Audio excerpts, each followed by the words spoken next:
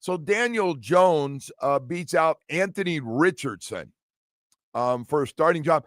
I'm not surprised. I think, Woody, I think a lot of us called that. I believe before the injuries, everybody said, ooh, the fact that it's an open competition and you're the 4th overall pick just a few years ago, they're not seeing improvement. You're injured too much. They can't trust you. All those things. All those things.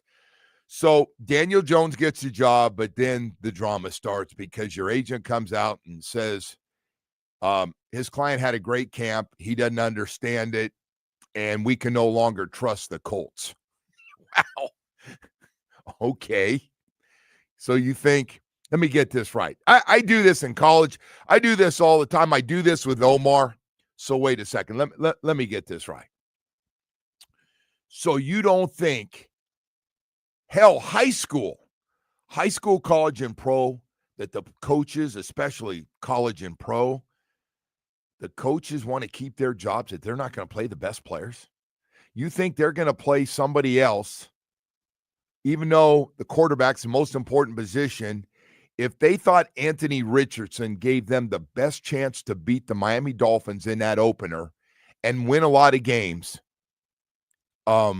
And this thing about, well, they're throwing in the towel. I saw RG3 made a dumbass comment. Oh, if they're playing Daniel Jones, they're playing for the 1st overall pick. Bad take, man. That's a bad take. Well, that's why nobody likes him. I guess maybe that's why he's not making friends, too many friends around. So Anthony Richardson, I guess he took the high road. Anthony probably disappointed. He should be, and said, but his agent comes out and says, yeah, man, my client had a great camp. First of all, are you there 24 hours a day? Second of all, I really, and it is one, it's one of the great things when I hear people say he doesn't want to open it up because the other guy will beat him out in competition. Listen, man, this goes for high school too. And I've had parents tell me my kid's not playing, or my kid's not getting recruited because the coach doesn't promote him enough. And I'll bet you there's been, through the years, Woody, you've been with me a little bit, but even before, it was really bad when people could catch me in the morning. I had one guy, I've told this story many, many times, met me at 5 a.m, was standing, scared the hell out of me getting out of, we're down in Miami Gardens. It was tough, and there was no gate. There was no gate in our old place. So I drove in, and I jumped out of the car, my stuff. I got there early, 4-something in the morning, and a guy jumps out of his car, says, "Can I talk to you?" And it's, oh my God, it was scary. And he literally had a tape for me, and he was telling me about the coach. There's a lot of guys, and it was a good program. It was a good program. And he said he's only promoting certain kids, and his is not one of them. Could I help him? And that the coach wasn't, helping him get D1 scholarships. He wasn't getting recruited at all. And I go, well, most of the coaches I know do everything possible because it's good for business to have guys go to D1 schools, and more kids will want to go to your school, kind of like colleges. They want first-round picks. It's good for business. And if you've ever noticed, if usually a college gets a reputation for being really good at a couple of positions, usually the best high school kids like to go there. Shocking. So I just don't buy the whole thing that's going on now, the Colts and the agent, who, if you're an NFL agent, I mean, you can say a lot of things. His agent said his client had a great camp, and he didn't get the job. Can't figure it out, which kind of leads you into, I hope it's not black and white and all this stuff there. Listen, man, those guys are about winning. The NFL, not for long if you don't win. If you don't think they're going to play the best players, and this goes for the Miami Dolphins, just to circle it right back to here, and I'd like to circle around, I think, even to UM, and that is, you're going to play your best players. Now, I understand you got to take certain things into, consideration when you start talking, well, this guy, I don't know if he's still as good, but I can't play him all the time because this other guy is, but I want to keep this guy around. He's good, and I can understand some of that. But this quarterback thing, Daniel Jones, I got to believe, listen, they're on the hot seat there. Everybody's on the hot seat. They're kind of in, what they win, 8 games last year, 7 or 8 games last year, the Colts. They're kind of in that area of like, yeah, man, we got to win. We've got to do. And I just believe that coach, and I think he knows other players. Now, by the way, one thing about the quarterback position, every player on that team knows who the best quarterback is. I've said that story for years and years. Don Shula, who didn't listen to anybody, made his own decisions. He was playing David Woodley, and he was playing him, and we lost him. This after a Super Bowl. We went to a Super Bowl, and we come back, and David Woodley starting, and he wasn't playing well. We couldn't score points in the first half. We were getting hammered, actually, in a couple of games. I can't remember the score. But he was putting Dan Marino in the second half because we were just losing. He goes, well, put the rookie in there and see how he does. And the rookie, then it got, well, it's no longer just they're playing a soft defense and Marino's chewing it up. It got like, geez, he's making throws the other guy can't make. And then the team starts to go, wait a second, coach, how long are you going to do this? With Woodley gets his start, we're down 20, and then you put Marino in. So I don't know how many games it was. A lot of you know the history of the team better than I do, but I was out there, and you could see the whole team, man. I remember like yesterday, the whole team is like, hey, man, what are we doing? 13's that's the guy. I don't care what we did last year. This keeps up. We'll be last in our division. And he put Dan Marino in. And I am convinced some of it came from veteran players. He could hear it. The other coaches were saying stuff. And I said, Shoes really didn't want to play a rookie quarterback. Like, we just went to the Super Bowl. I really don't want to play. I know he's going to be good. I know he doesn't know all the defenses and all that stuff, and he's not sure of everything. I'd really like to keep playing Woodley. And he just, like, it was just obvious to everybody. Like, hey, yeah, he doesn't know everyone, but he makes throws that other guys can't make and shouldn't make, but he completes them because he's got so much friggin' talent. So we went through that. And those guys on the Colts know They know who the best player is right there. They're all going, okay, this guy knows offense better, throws, I don't know, got better connection with, stays healthier, all those things. So anyway, I get it's a bad look for Anthony Richardson, 4th overall pick, and they're kind of throwing in the towel in a big year for you now that you've been around for a while. So that's what Dolphins are looking at. Daniel Jones will be the starting quarterback for the Colts. We got a lot of Dolphins news this morning to get to. Surprise, surprise, surprise. You know, we got a new special teams coordinator, by the way, off to a great start, Craig Ackerman. Everybody said, uh-oh, he's bringing his old punter. It's over. Ryan Stonehouse going to get that job. Jake Bailey's out. He's got no shot. I thought that too when I said, uh-oh. You know, when a guy likes to bring his guy, like, oh, this guy's got an unbelievable foot. Jake Bailey goes out and kicks the hell out of it in the few kicks that he's had. And also, and I think this is important, some of you might say it's overrated to know more about it than I do. But you have one of the best field goal kickers. He's hit, 27 straight in Jason Sanders. And if you don't think that Jake Bailey held for all of them, that was a big part of this too, comfort of having a guy you can trust that puts them all down, you're on fire. And of course, Jason's been perfect again in this preseason in a few he's had. I just think it was easy. They didn't even wait. Like, hey, Ryan Stonehouse, you're going to kick somewhere in the NFL because he's got a big foot. I mean, you average 50 yards a kick. That's and if you've ever watched both of them warm up, but yeah, he can rip them. If there's a guy that you look around the league, it's got a chance to kick one 75, 76, a long of 75, 76. It's going to be Ryan Stonehouse. Anyway, he was released, and he will be kicking for somebody. Jake Bailey gets that job. So again, you go with the guy that's best, that fits everything in the big picture. And Jake Bailey went out and got that job. So we've got a lot of stuff to get to here this morning, just getting started.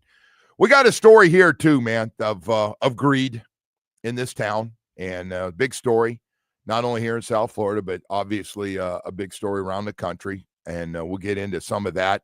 We've got a lot of other news, including it has to do with University of Miami. They know who they'll be facing at quarterback at Notre Dame. We got PGA event coming back. Woody, man, we're going to be going back after all those years, going early in the morning to Doral with a PGA event. It's coming back. Big purse. We'll tell you more about that.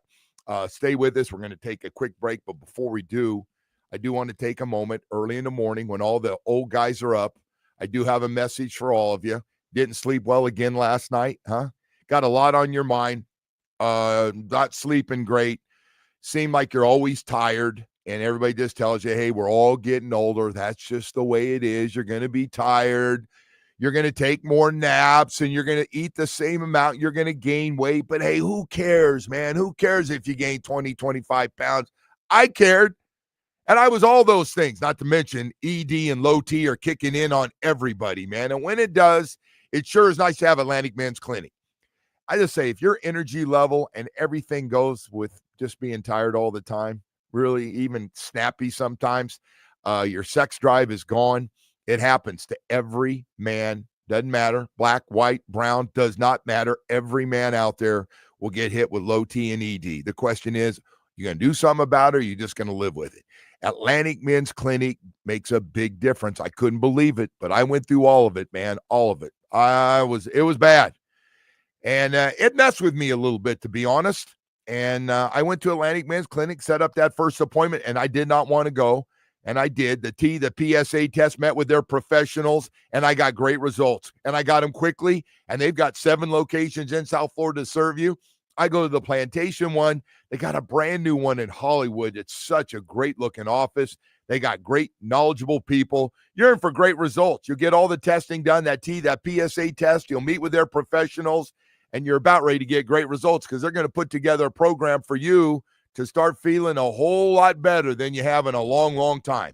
877-455-7300 or visit AtlanticMen'sClinic.com. You're in for some great results. Set up that first appointment. Do it today.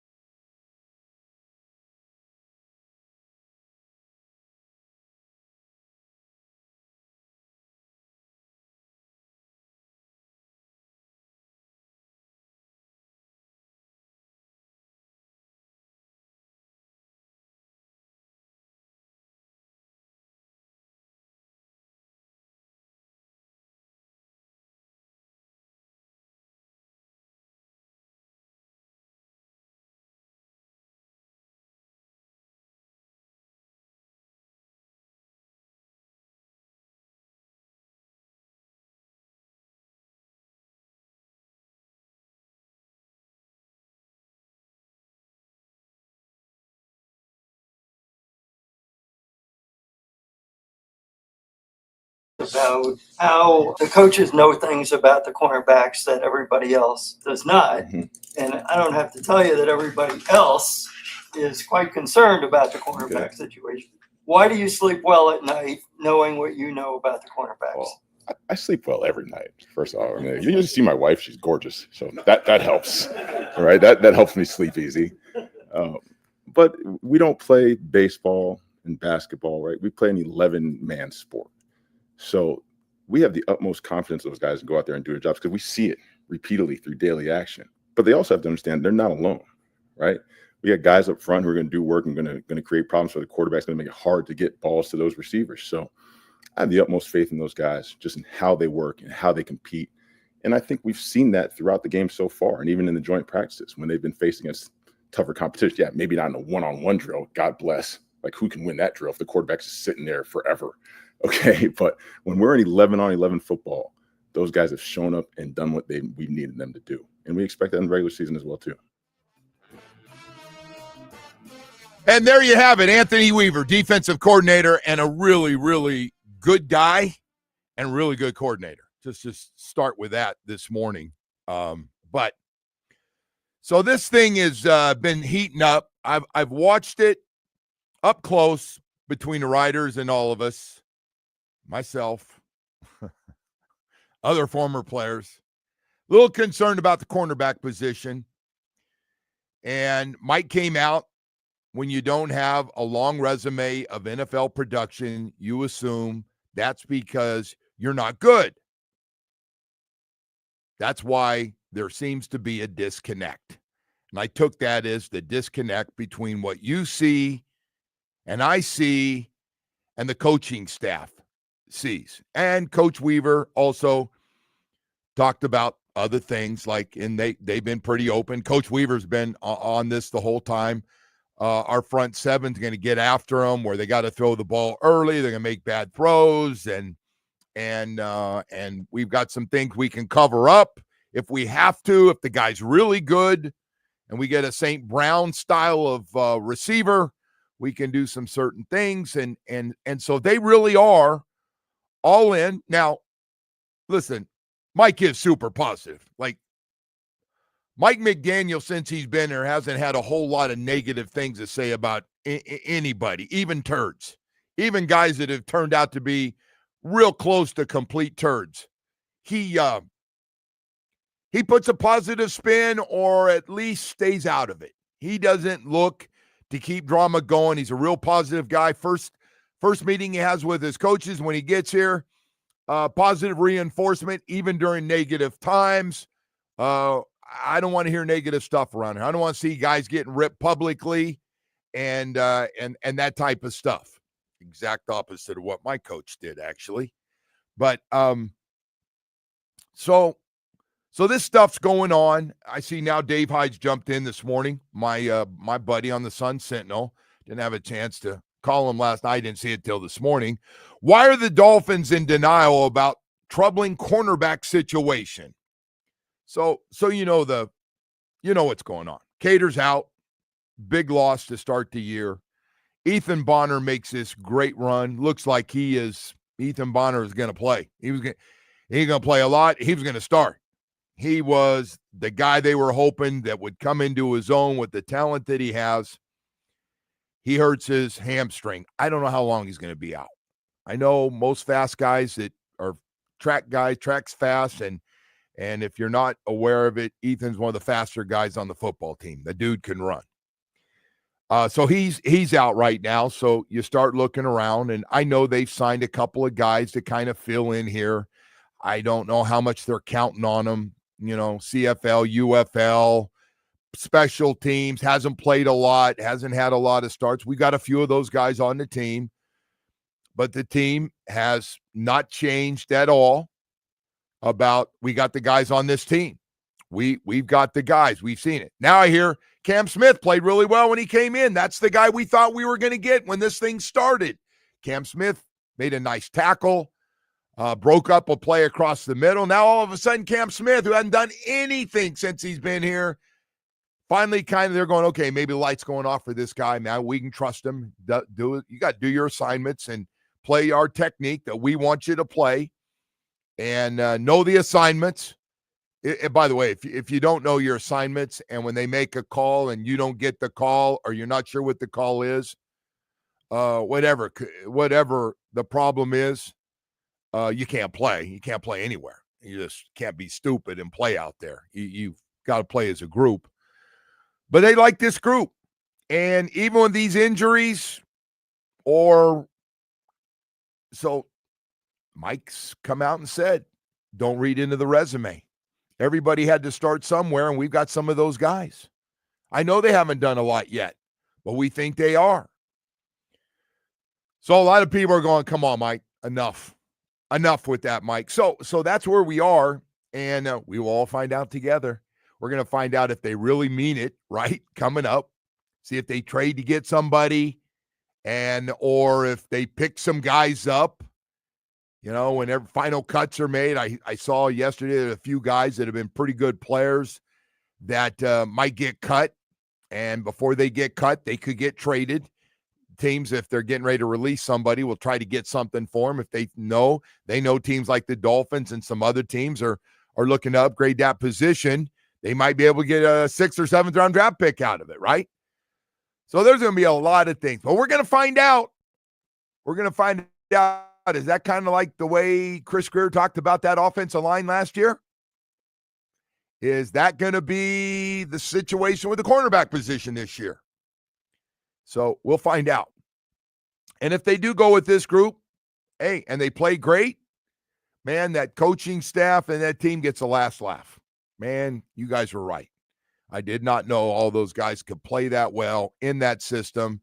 Your pass rush was unbelievable. You stopped the run. You got them in a lot of 3rd down and long situations, put some heat on them, and end up getting a lot of takeaways, a lot of breakups. So anyway, that was the situation. That's really what's going on. That's the number one thing going on. And obviously, by the questions Mike's getting, he came out and said, basically, you don't see what I see every day. And I get it on the resume, but that's where we just disagree on things. And Mike knows he can't fight it. You just got to show it. There's going to be a right or wrong coming up by the way guys playing the game. You can't hide it. It's not like we're going to have this debate forever, because people are going to go, oh, damn, those guys out there watching practice, those writers are on to something. Or the coaches are going to go, hey, man, defense pretty good. Defense is pretty good. They do play great as a group, and they do enough. They don't give up big plays. They're okay. We will find out. We will find out on this topic going forward for sure. Hey, by the way, we got a lot of other stuff going on here this morning. So I did want to hit on this before we get rocking and rolling. Omar will join us early. Jeff Lagerman's going to join us from Jacksonville. We'll talk to him. Radio analyst, longtime NFL football player as well, gets caught up on everything, including, I don't know about you, man, I'm hoping Travis Hunter practices tomorrow. I'm kind of told Woody yesterday. I've never been around to see a guy that comes in and plays on offense and defense right away. Now, I know Deion Sanders. I know the Deion Sanders thing, and I was around to see Deion Sanders, play 2 sports and run back and play with the Braves in a World Series, and then jump on and play with the Falcons in a game down here. And Nike's flying them all over and making money on it. And the whole thing is, one of the greatest athletes we've ever had. Now we get this guy, Travis Hunter, cornerback, wide receiver. How many snaps can he play? They say he may practice. And this week he's been a little banged up. Oh, he got that. If it was a game, he could have played. I'm sorry. They just want to get him healthy before that. So anyway, hopefully we get to see him out there tomorrow if you're going out to practice for the joint practice tomorrow. That'll be kind of a cool one to see. Very selfish of you, by the way. To want to see him. Yeah. Hey, Woody, can you imagine, though, like part of the practice? No, it'd be cool. He's playing wide receiver, and then he's out covering like Tyreek Hill. It's just like, this is awesome. I want to see. I'd like to see him in person. See, what all the hype is about. But yeah, that would be cool. He walks it like he knows he's got. He knows the dude is what he did in college last year at Colorado is, I mean, he should have won the Heisman. And I love Cam Ward. He should have won the Heisman. The guy that won the Heisman was a slam dunker. He was the best player. Yeah, I mean that was college football. That was freakish stuff. He's not going to last 5 or 6 games. No, though, if he plays like he's not. What was it, Pete? Right, Pete came on and said 100. By the way, all those guys are drinking the Kool-Aid about everything. I want to see him play both ways, but you still got to. Do you though? Yeah. But Woody, but he's got to play a game of snaps. You can't have him playing like this thing about 100 snaps. There's not how many guys could play 100 snaps. We got guys that can't play 30 or 40 snaps and make it 17 games. I just like this. This is but I do want to see him play both ways. Hey man, what a unique situation. You need to get some stops late in the game, and you go, hey Travis, all right, put your wide receiver shoes away. It's time to cover. I'm really curious to hear how well he's covering as well as route running and stuff. I know he's not the number one receiver. They've got a real good number one receiver that they drafted. But they must run it by him though, right? Like he must, he wants to play. I think he's one of those guys that says, man, he believes. That's very rare these days, though. You understand that, like that's very unusual that a guy is acting like that. Yeah. But like when was the last time? Like how little can I play and maximize my? When was the last time we had a guy like ranked as one of the top wide receivers coming out in the NFL draft and ranked as the top 2 or 3 cover corners? I don't remember it. Yeah, my lifetime, but that doesn't happen much. Hey, Woody, this other story. When we come back, this ex-Heat security employee. I hate that guy. Well, you won't have to worry. Your hatred maybe will slow down because he can do some time. Excellent. No. Listen, what do you think? He should get a haul? Of course he should. I told you life last time. I said she shouldn't be let out, but he's 62. Maybe I don't know how much close. time he has left, but true. I think everybody's kind of keeping an eye on this one. It has to do with the Miami Heat. If you haven't heard the story, don't go away because we're going to have that one for you coming up. But first, I do want to tell you all about your South Florida Chevy dealer this morning. I do. I love talking about South Florida Chevy dealer. I get excited talking about my Tahoe, man. I truly love driving the 2025 Tahoe. I do. Matter of fact, it's of all of them, and obviously they come out with more technology, but they seem like they added more space to this one. Feels wider, feels longer. What a great drive, man. Just so comfortable. I tell everybody I love it. I know a couple guys here have Suburbans. Leroy's got a Suburban, and I know Channing's got a Suburban. Hell, he's got a Cadillac now too. But I do want to tell you, man, when it comes to what's going on at your South Florida Chevy dealer, I want to talk about the midsize SUVs. See, at South Florida Chevy dealer, we're pumped up about the SUV family, starting with the all-new Equinox. Yeah, the all-new Equinox with the convenient driver tech, all the practical dependability you're going to get, and what a great look inside and out. And then on top of that, all the space you and your family will ever need. Check out the electric Equinox SUV as well. It is sweet. Now, from that, I go to the Traverse. I don't know why we're not just talking about a 2025 Traverse. My favorite outside of what I'm driving right now. Man, you talk about all the space you could ever want. It's considered midsize. But I got to tell you, it's got so much room and such a great look. If you're looking around for an SUV and you haven't been to your South Florida Chevy dealers, you owe it to yourself to take a test drive, spend a couple hours and walk around and check it out. And the Silverado trucks, our big cleanup hitter. Yeah, we got strong, durable Silverado trucks.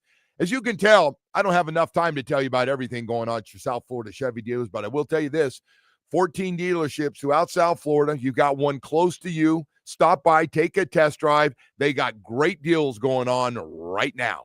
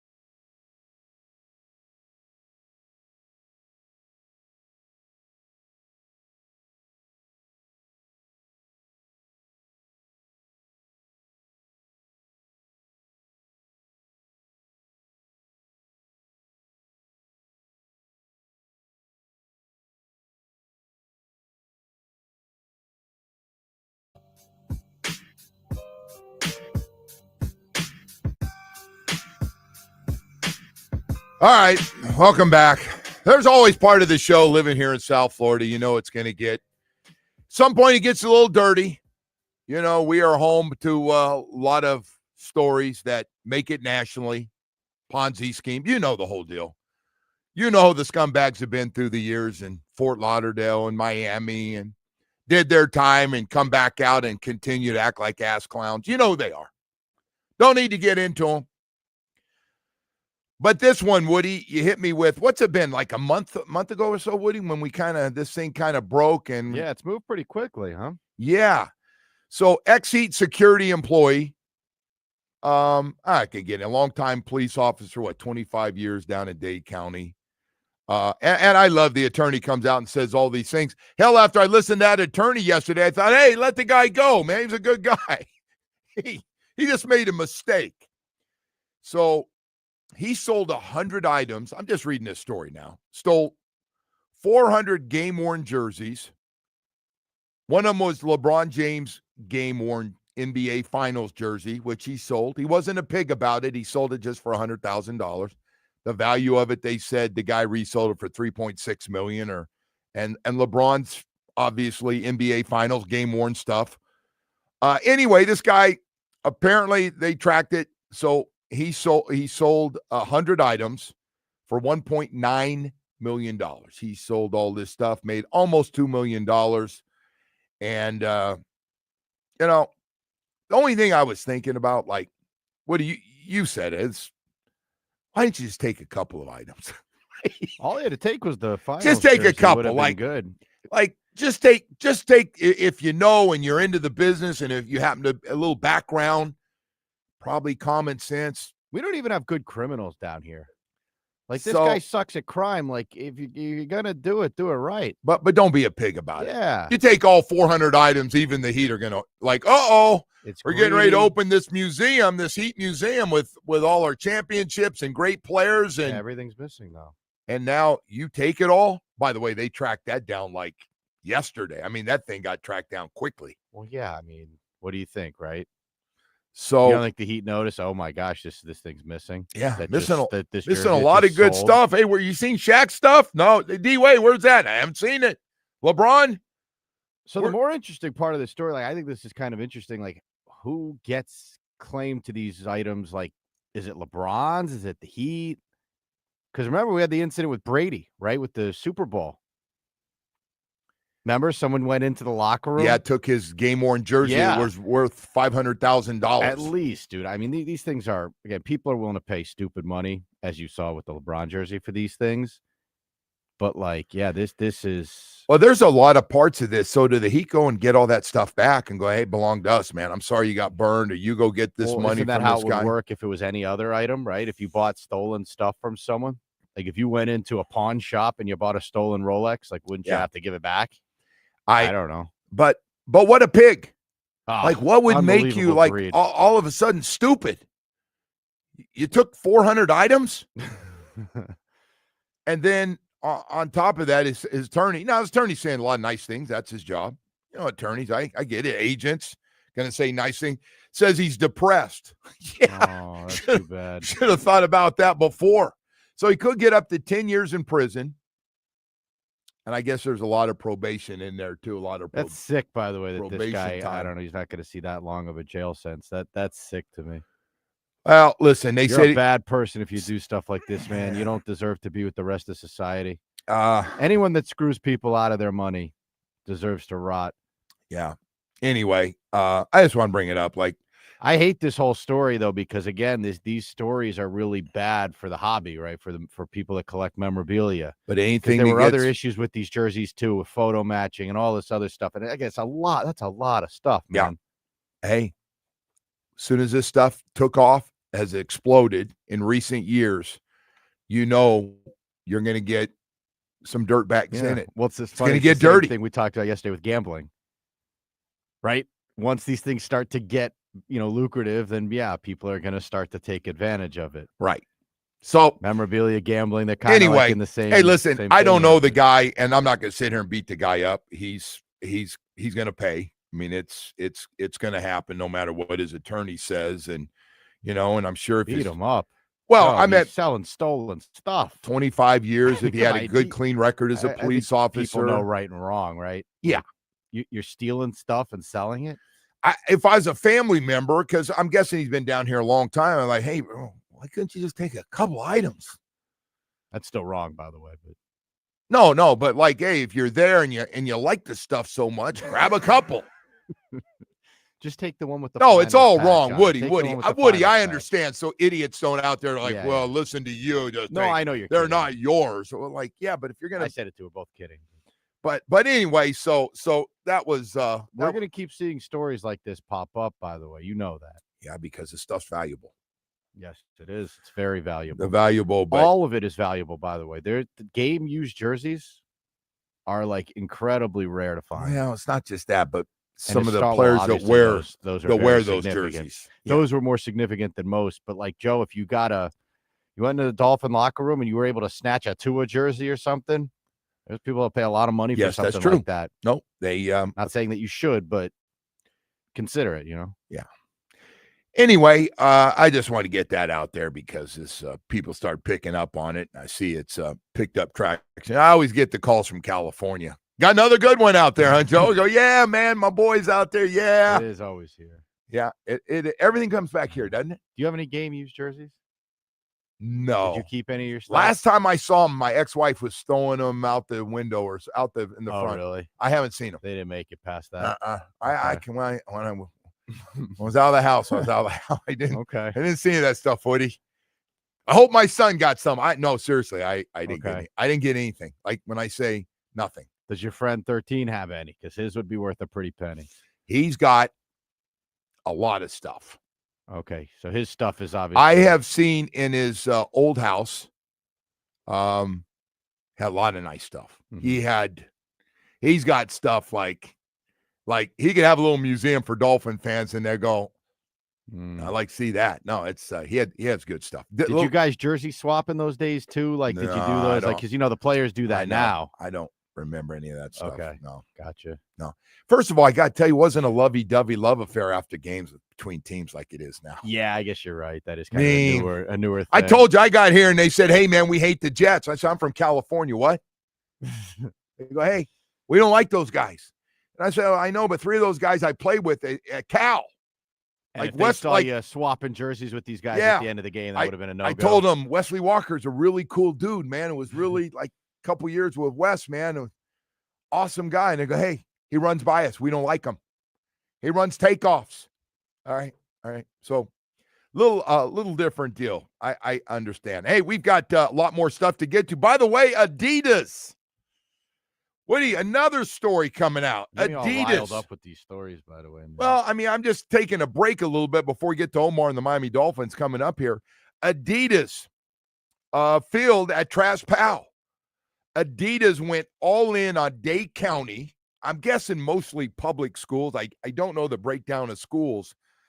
But I got to tell you, I think this is a good move by Adidas. That Trask Powell has got as much history right now as anything we have standing. Check that. It does. Now the old Orange Bowl got kicked down and knocked down as a baseball stadium, baseball ballpark. Trask Powell, home of Northwestern, Central, Norland, Carroll City through the years. A lot of teams have been there. A lot of big games have been played there. And an unbelievable amount of great players have come through that place. Still, the Northwestern Central game is still probably, always got to be careful saying it's probably the biggest game we have, rivalry game we have down here right now. And Adidas jumped on there and went all in on these schools from top to bottom.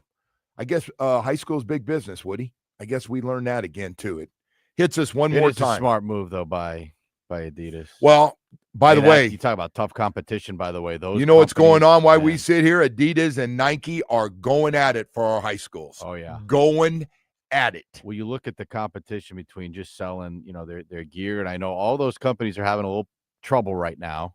I didn't know that. Especially in America. Well, retail and prices and stuff. You know how that goes right now. But I know that a lot of money. Those companies that you're wearing, some of those shoes, by the way, have stolen a little bit of that market share. So The Air Roses, the Hokas, oh yeah, those have stolen a little market share. I got to man. tell you, they're comfortable though. They are comfortable. I'm not. You can call them old guy shoes. The old Hoka, you call it, but they sure are comfortable. They're an older man's shoe. Oh, I got them on right now. Hey, right now I want to tell you about Baptist Health South Florida. Oh my gosh, one of the top sports medicine programs in the country. Man, I love talking about the doctors. I do. They're so good. Besides just being great guys, and people ask me all the time, where do the pros go? And I go enter Miami, the Heat, the Panthers, the Miami Dolphins, FIU, FAU. A lot of sporting events we have down here in South Florida use a Baptist Health South Florida doctors. It's not just the team doctors, but it's the top specialists. It's the specialists that they brought in to work as a team for every part of the body. Some of the top specialists in the business, knee doctors. And when I say knee doctors, I don't want you to think it's just an MCL or ACL. It's everything. It's when you completely blow your knee out and you're able to come back and play sports in 12 months. Dr. Uribe has done that to more than one guy. He's got some classic Willis McGahee stories: shoulder, foot and ankle, hand, back, hip and knee replacement, Achilles. Man, I have time to tell you about all the great stories, but I do have time to tell you we're all going to enjoy these great doctors. Listen, the good news and bad news, if you're active, it's great. If you're competitive and active, you know sooner or later we all get injured. And then the question is, where are you going to go? Well, we're lucky. We got Baptist Health South Florida for you, covering all of South Florida. 3 great facilities that I talk about, and Baptist Health is everywhere, but I like Doctors Hospital in Coral Gables, Hard Rock Stadium right next to the training facility, and 595 in Pine Island in Plantation. I like to call it Dr. Swartzen territory up there.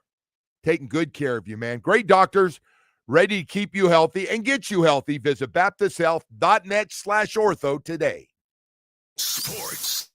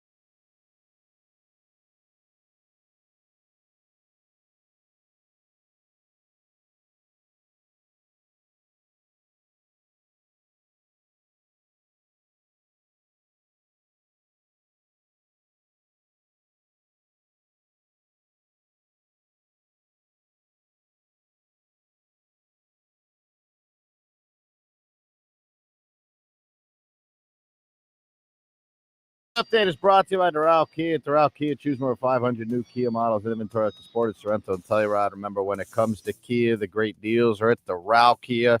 Starting with the Dolphins, will return to practice in Miami Gardens this morning.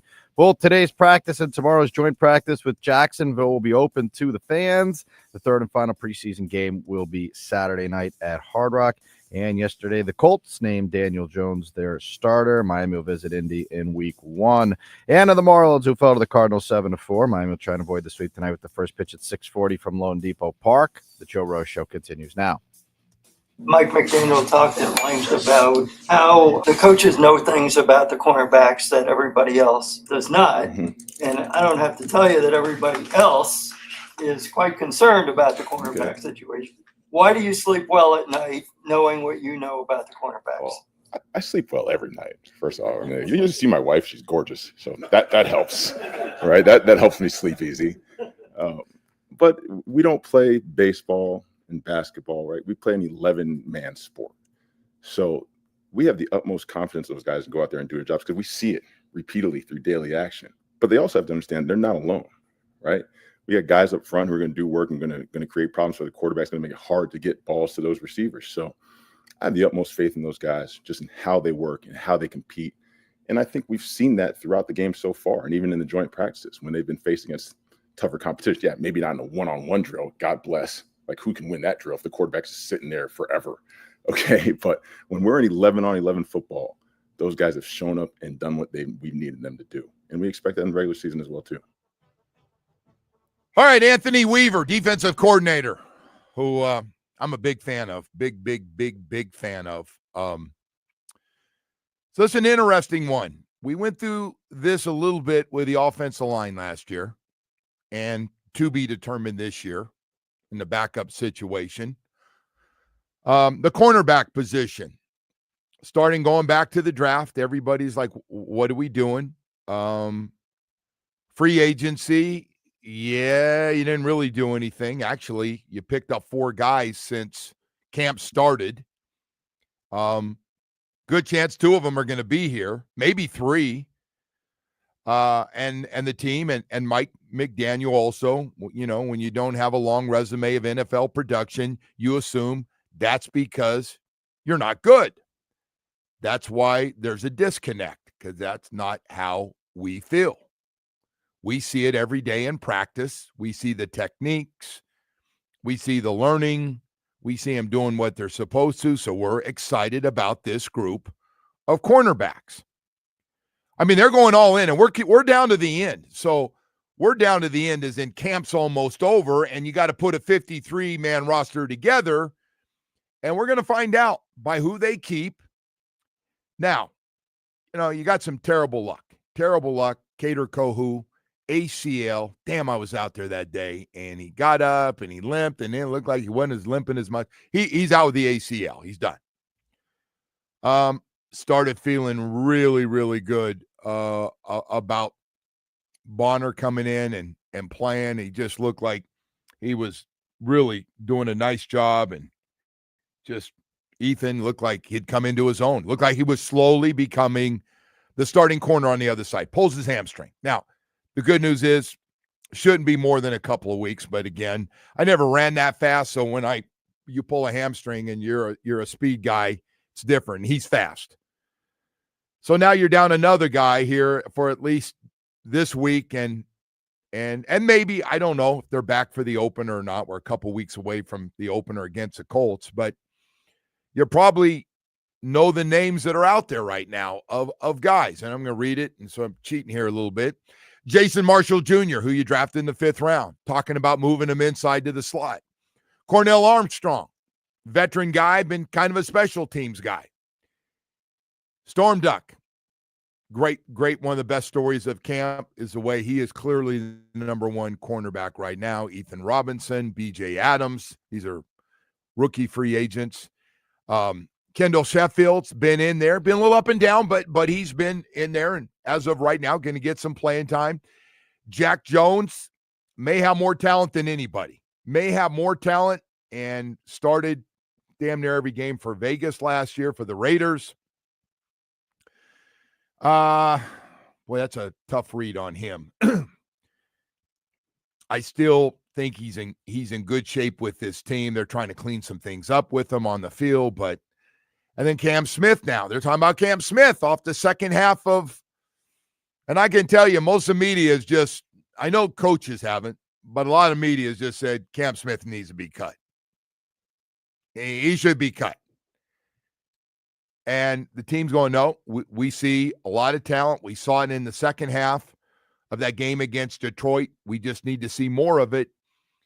So Isaiah Johnson's out there. I don't want to leave anybody out, but so those are kind of the stories, where like, well, if this guy can just show us a little more, we're gonna keep him. So do you believe all that? Because everybody knows Mike McDaniel and his coaching staff are super positive. Well, by the way, every coaching staff's going to be positive. What are you going to do? Say your guys are bad, and all of a sudden, like, yeah, really, we don't know if we have the right guys or not here. That's all you need to do, and then show up. That'd be a great meeting to have with all the guys. That was a great answer, though, by Coach Weaver, though. That's as good as it gets, man. Boy, that was very refreshing. How good was that? I love that. How can you sleep at night? Well, I sleep just fine. You ought to see my wife, that beautiful woman I'm married.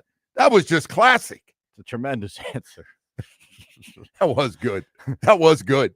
Anyway. It is, by the way, it's a nice change. I know people get a little bit tired of Mike's, commentary and stuff. I know that seems to rub people the wrong way on occasion. Well, I read into Mike's thing because I read this. That's why there's a disconnect between, and he said disconnect, and a disconnect is between what the team thinks of players and what the media from watching practices and games, what they see. And Coach Weaver said, hey, man, we're going to have a big pass rush. We're going to get after people. We can take certain guys out of the game. We can get creative. But they pretty much said, we like these guys. They said Cam Smith is back in the picture. I didn't even think he could find the picture. Yeah, look, man, as far as the media and whatever goes, like, these are guys that watched a lot of bad football for a lot of years now. So you think they're a little beaten up when they watch practice? I think everyone's beaten up. I think the fans are beaten up. I am shocked, by the way, that there are still fans out there that are like optimistic about this whole thing. Like, there are just Dolphin fans that are just happy-go-lucky and just, we're going to be great and stop being so negative. Well, the negativity has been all over the country. Well, yeah, but what can you do at this point? The negativity after that first practice in Detroit, and the highlights came out of St. Brown against Jack Jones. I didn't do it. You didn't do it. But well, let's throw all that stuff aside, Joe. Like, they had a brutal end to last year. They had a brutal season. Did they do anything to get better? Did they make any moves in the offseason that, like, you can come back and like, wow, this team's going to be significantly better? Yeah. I mean, if anything, they probably got worse. Right. No. So, like, I don't understand when people get all upset when you're not optimistic about this team. You say it's going to be a bad season. Like, I mean, I hope they prove us wrong. I think there's some articles there's, if I'm not mistaken, did I see Perk? I get all the writers. I think Perk's got an article on that. Like, team's not very good. I know, but these guys, they flip flop a little bit, right? Like, there's one day, team's good, one day the team's bad. Well, yeah, I just think you have to live in reality. And the reality is, like, I would, and I know all those writers feel the same way too. They'd love to see the team make a Super Bowl. I don't think any of the writers want us to be bad. It's bad for them. And I know all of them, and they're proud guys. I'll tell you when he comes on. It is bad for his business if the team is bad. Yeah. Getting up every day and saying the same stuff. And hey, Dave Hyde's got one today. Why are the Dolphins, with this? What are they doing with this attitude about everything's all right at the cornerback position? What are we doing? So, yeah, it's out there. Everyone wants them to win. So the only thing I've told you, and this adds to why that first game in a couple of weeks, it's not going to be the best opponent you play. That's your damn Super Bowl, man. But I got to tell you, man, that game, Daniel Jones gets a start. Oh, you got to get after it. I don't want Daniel Jones. Hey, man, I'm not sure I could handpick a quarterback in a first game much better than I'd want to face than Daniel Jones against our secondary. Let's go a little easy on that, Joe. What? I mean, he's not that bad, but, like, again, that is the kind of team that if you can't go up there, and you've had how many months to game plan for this team? Oh no, they're already. If they can't score points against this team, and it looks like where they left off last season, then you got to start asking the real questions. Like, does Mike? They figure this whole thing out? And I looked at the depth chart. We're gonna have Omar coming up. We're gonna talk about all this. They have depth chart out. You see who they got starting a cornerback on their depth chart? They just signed him. Xavier Howard. All right, we got to go to break. Omar's gonna be thrilled about that. I know. That was for Omar Casey's out there. Yeah. Listen, did you say that's his client? That's thought not original, by the way. People were ripping him the other day. That's his client. Him and Jarvis Landry. Yeah. Not his friend. Omar should get a piece. Wait of a second. That I haven't heard that saying Omar. That's his client. Yeah, well, whatever that contract is, he should get like 2% or something. I don't know. What does Drew get? Omar should get half. It's not Drew. I know, but I'm saying whatever Drew's percentage is. Like, I forgot. What's his guy's name? What's his agent? His agent, Xavier Howard. Yeah, I don't know. He lived next door to Brian Flores. I think Brian Flores still got the house. His wife still might be down here. You know everyone in Broward. I don't know. All right. Well, it's a lot of people. I know Broward is having some problems this morning. What are we? Damn near 2 million people now. All right, we got to go to break here. We've got Omar going to join us. We'll talk to Omar about all these things. Client. Omar. If he gets Jarvis Landry, I hadn't heard signed, that. I hadn't heard that. Really hits the jackpot. Hey, he gets that done. Then that would be impressive. So I'm talking to EJ, and EJ goes, yeah.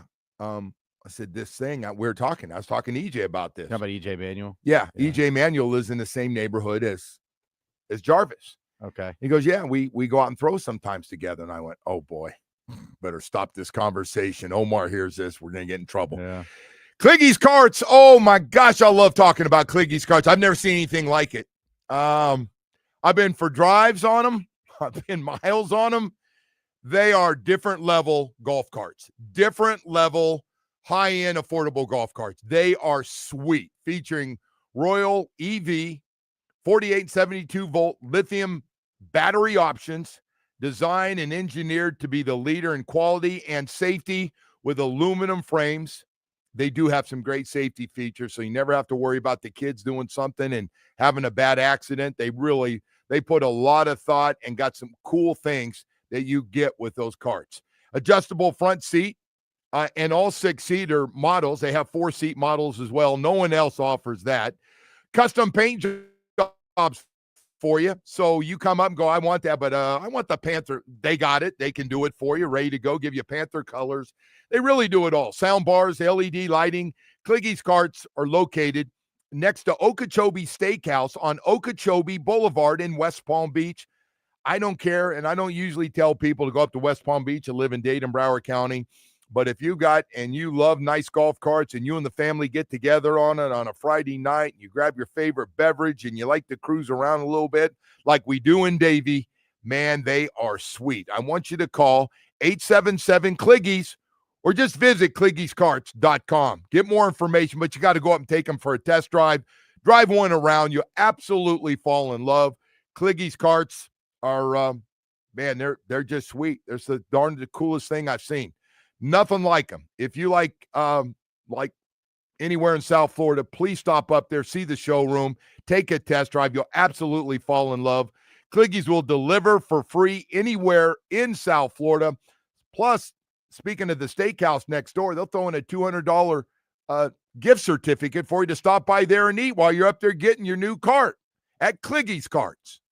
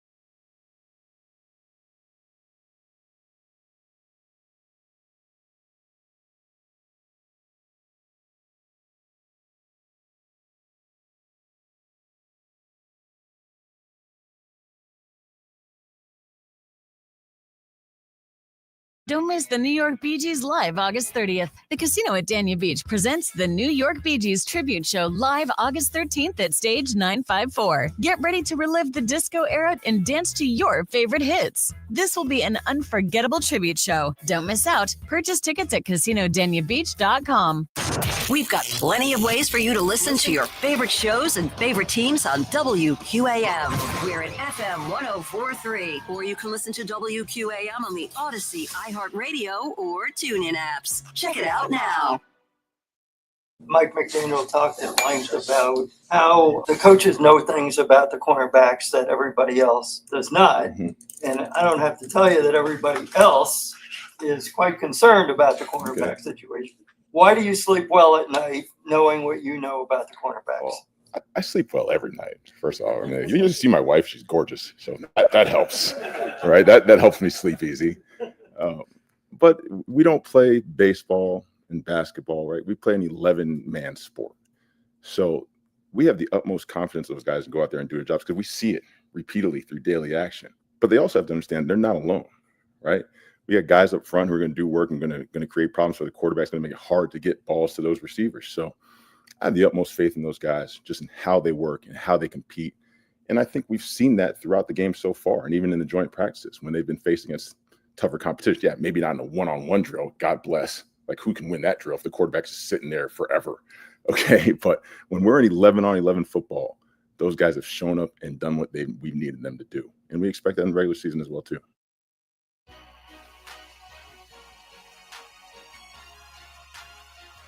That was Dolphins defense coordinator Anthony Weaver. There, it's time to head out to the Toyota of Hollywood hotline. Shop over 2,000 Toyotas on sale at one location. Toyota of Hollywood on 441 between Hollywood and Sheridan. ToyotaofHollywood.com.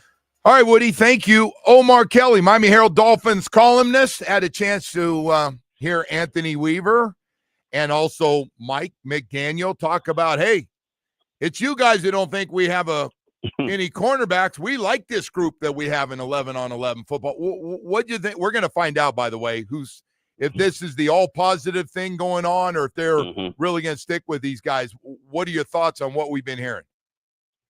It reminds me a lot about when we think it's funny how you guys are worried about the offensive line.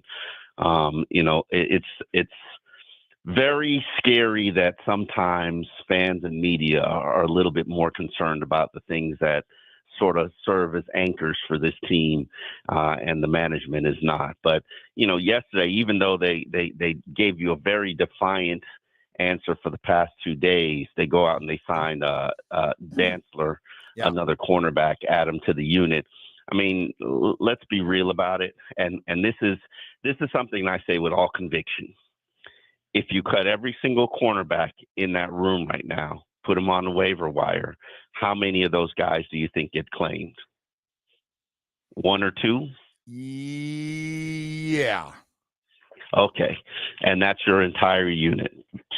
So basically, maybe 5 teams want anybody in your entire unit. But I could honestly tell you, I didn't watch the Detroit practice, so I can't say what they did there. But they've been okay. They haven't been spectacular. I think they're very zone-driven, which is a little concerning for me. I'm not sure they can necessarily play man-to-man. I'm a little bit worried about Mike Hilton because I've never seen him work with the starters.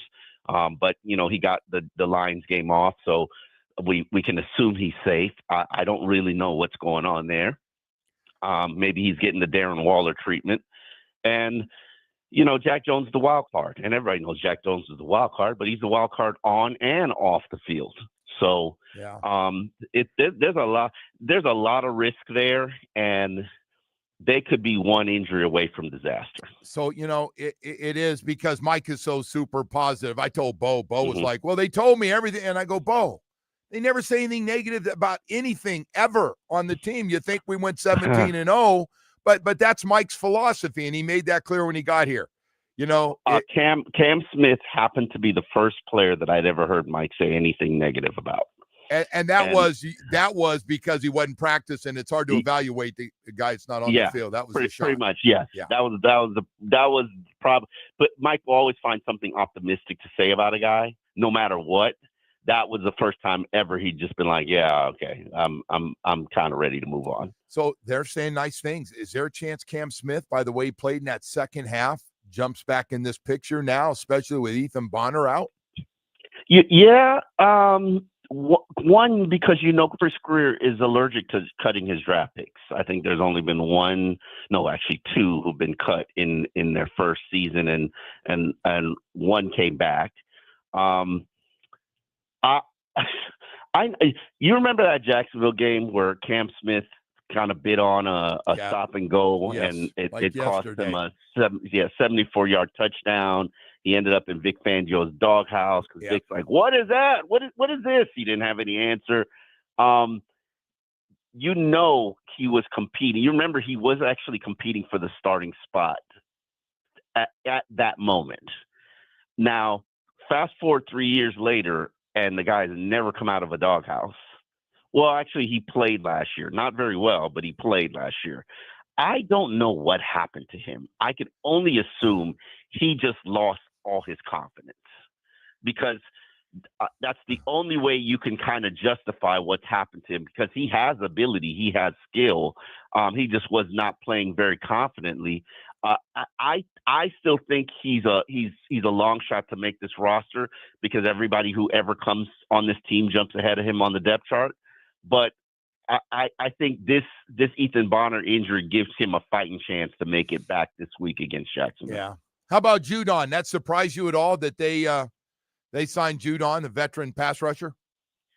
Yeah, it kind of has a fishy smell to it. I've always felt, and I think I'm not alone, that the pass rushers, the edge rusher, is probably the deepest position on the team.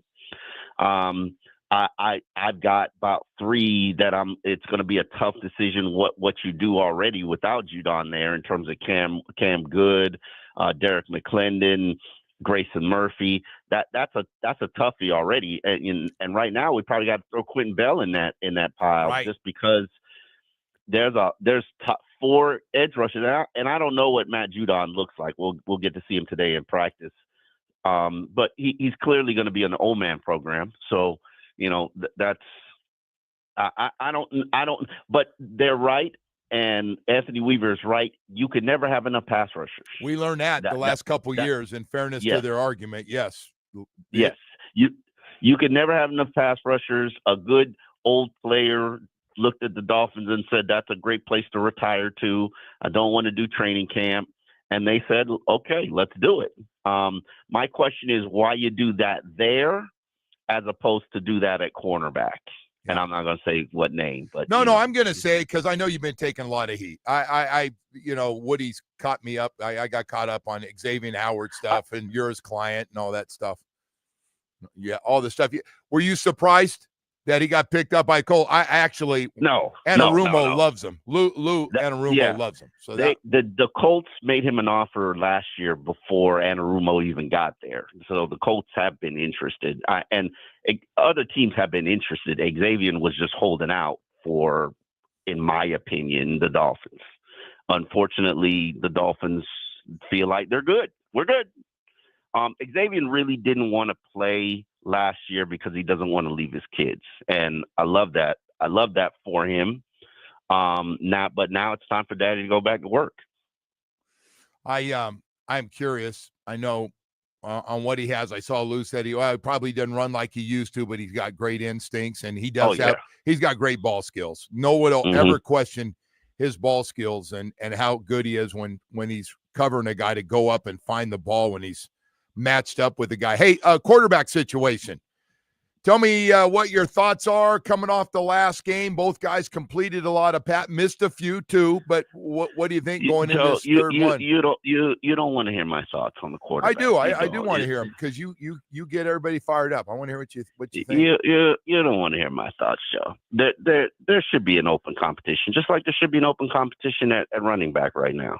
There won't be, but there should be, and this is part of the reason why when Mike McDaniel's tenure ends eventually, I will say there might have been 6 camp competitions in 4 years. Yeah, but I've been through this with you before. I see why you didn't want this. Like, you don't think Mike's going to play the best guys to give him a chance to win to keep his job? No, I didn't say that. What I'm saying is, what are you saying? You should even the playing field for both players. See them with both you. We asked yesterday, see them with both units so that you can get a better assessment and evaluation. Because right now the deck's stacked in one guy's favor, and I could argue to you that the guy who the deck stacked in their favor is doing worse than the guy who's the deck is stacked against him. In terms of Jalen Wright, come on, man. What more do you need to see to open up the competition with Ollie? And the same thing with Quinn Ewers. Quinn does more with less. If a guy does more with less, you know what I do? Me personally and other coaches that have been here, because I've watched it, they would say, let me see what you do with the twos. Or let me give you some reps with the ones and see what happens. This team, this franchise, under this regime, they do not do that. I'm with you on the running back situation, and I would like to think that Ollie Gordon is earning some snaps. Mm-hmm. I feel that way, and I may be wrong. Hey, listen, he may sit there and not play the first couple weeks. I'd be a little disappointed on to your point. I don't know what's going on with Jalen Wright. I'm not sure. But the other one, I totally disagree. I just think Quinn Ewers, I'm not sure what you're reading into when they put a game plan together for him like he's never seen in his life that Zach Wilson has seen it. Mm-hmm. And by the way, agree. And Zach has missed. Wilson has seen it, but he's not done well with it. Zach missed. He missed 2 throws that when we get in the season, you can't miss with that big arm, that throw down the middle. You cannot underthrow that ball with that arm. There's no, you run out of arm. I get it. But you have that arm, and then the crossing route in the end zone, you got to hit that. That's got to be a touchdown standing up, not so far out. So, but I don't know about Quinn Ewers. Boy, you're getting him a complete hall pass on. And No, that's not fair, Joe. What I'm saying is he is showing you that it's even with Zach Wilson. And Zach has way more experience. He's seen it. He's adjusted to the speed, but he doesn't make both throws like Quinn Ewers does. Quinn is showing you, and I'm not a Quinn Ewers guy. This is just based on what I have seen. He makes bold throws every single day. He probably still doesn't know all of the offense. If it's even with the rookie, I have always been taught you go with the rookie.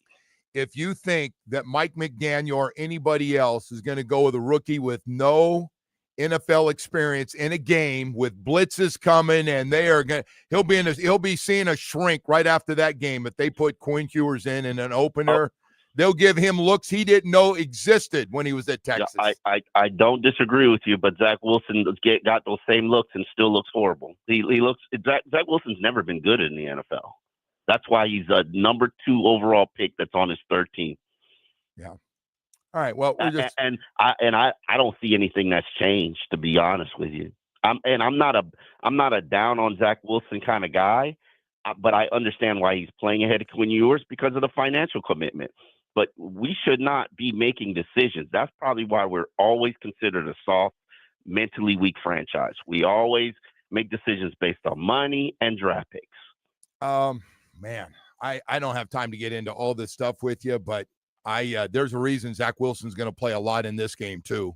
And Quinn Ewers, I don't know how much Quinn Ewers is going to play towards the end of the game, but Zach Wilson is going to they're getting him ready so that we don't have another. In their mind, they feel that he's getting better and he's our number 2, and he better be, because Mike went and jumped on that guy early and gave him good money for a guy that sat in Denver all year long as the 3rd quarterback. And you know what the 49ers did? They drafted a guy, 3rd overall, and then they also drafted a guy in the 7th round.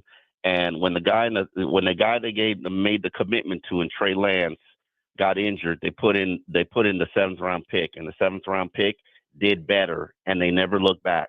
Yeah. You know what this organization would do? They go right back to Trey Lance. That's what this organization would do, and ignore everything that they see. And what I'm telling you right now is you're ignoring what you're seeing, probably because you're not very good at your job, and that's what you should be investing in. Were you in love with Skylar Thompson, though, when he was throwing the ball and having great preseason? Why, yes or no? Why you gotta bring up old stuff, Joe? No, that's not. That's just Thompson, we went through. That's why we're having this conversation. It's not the same thing. Skylar Thompson beat Mike White fair and square when he finally got a fair opportunity.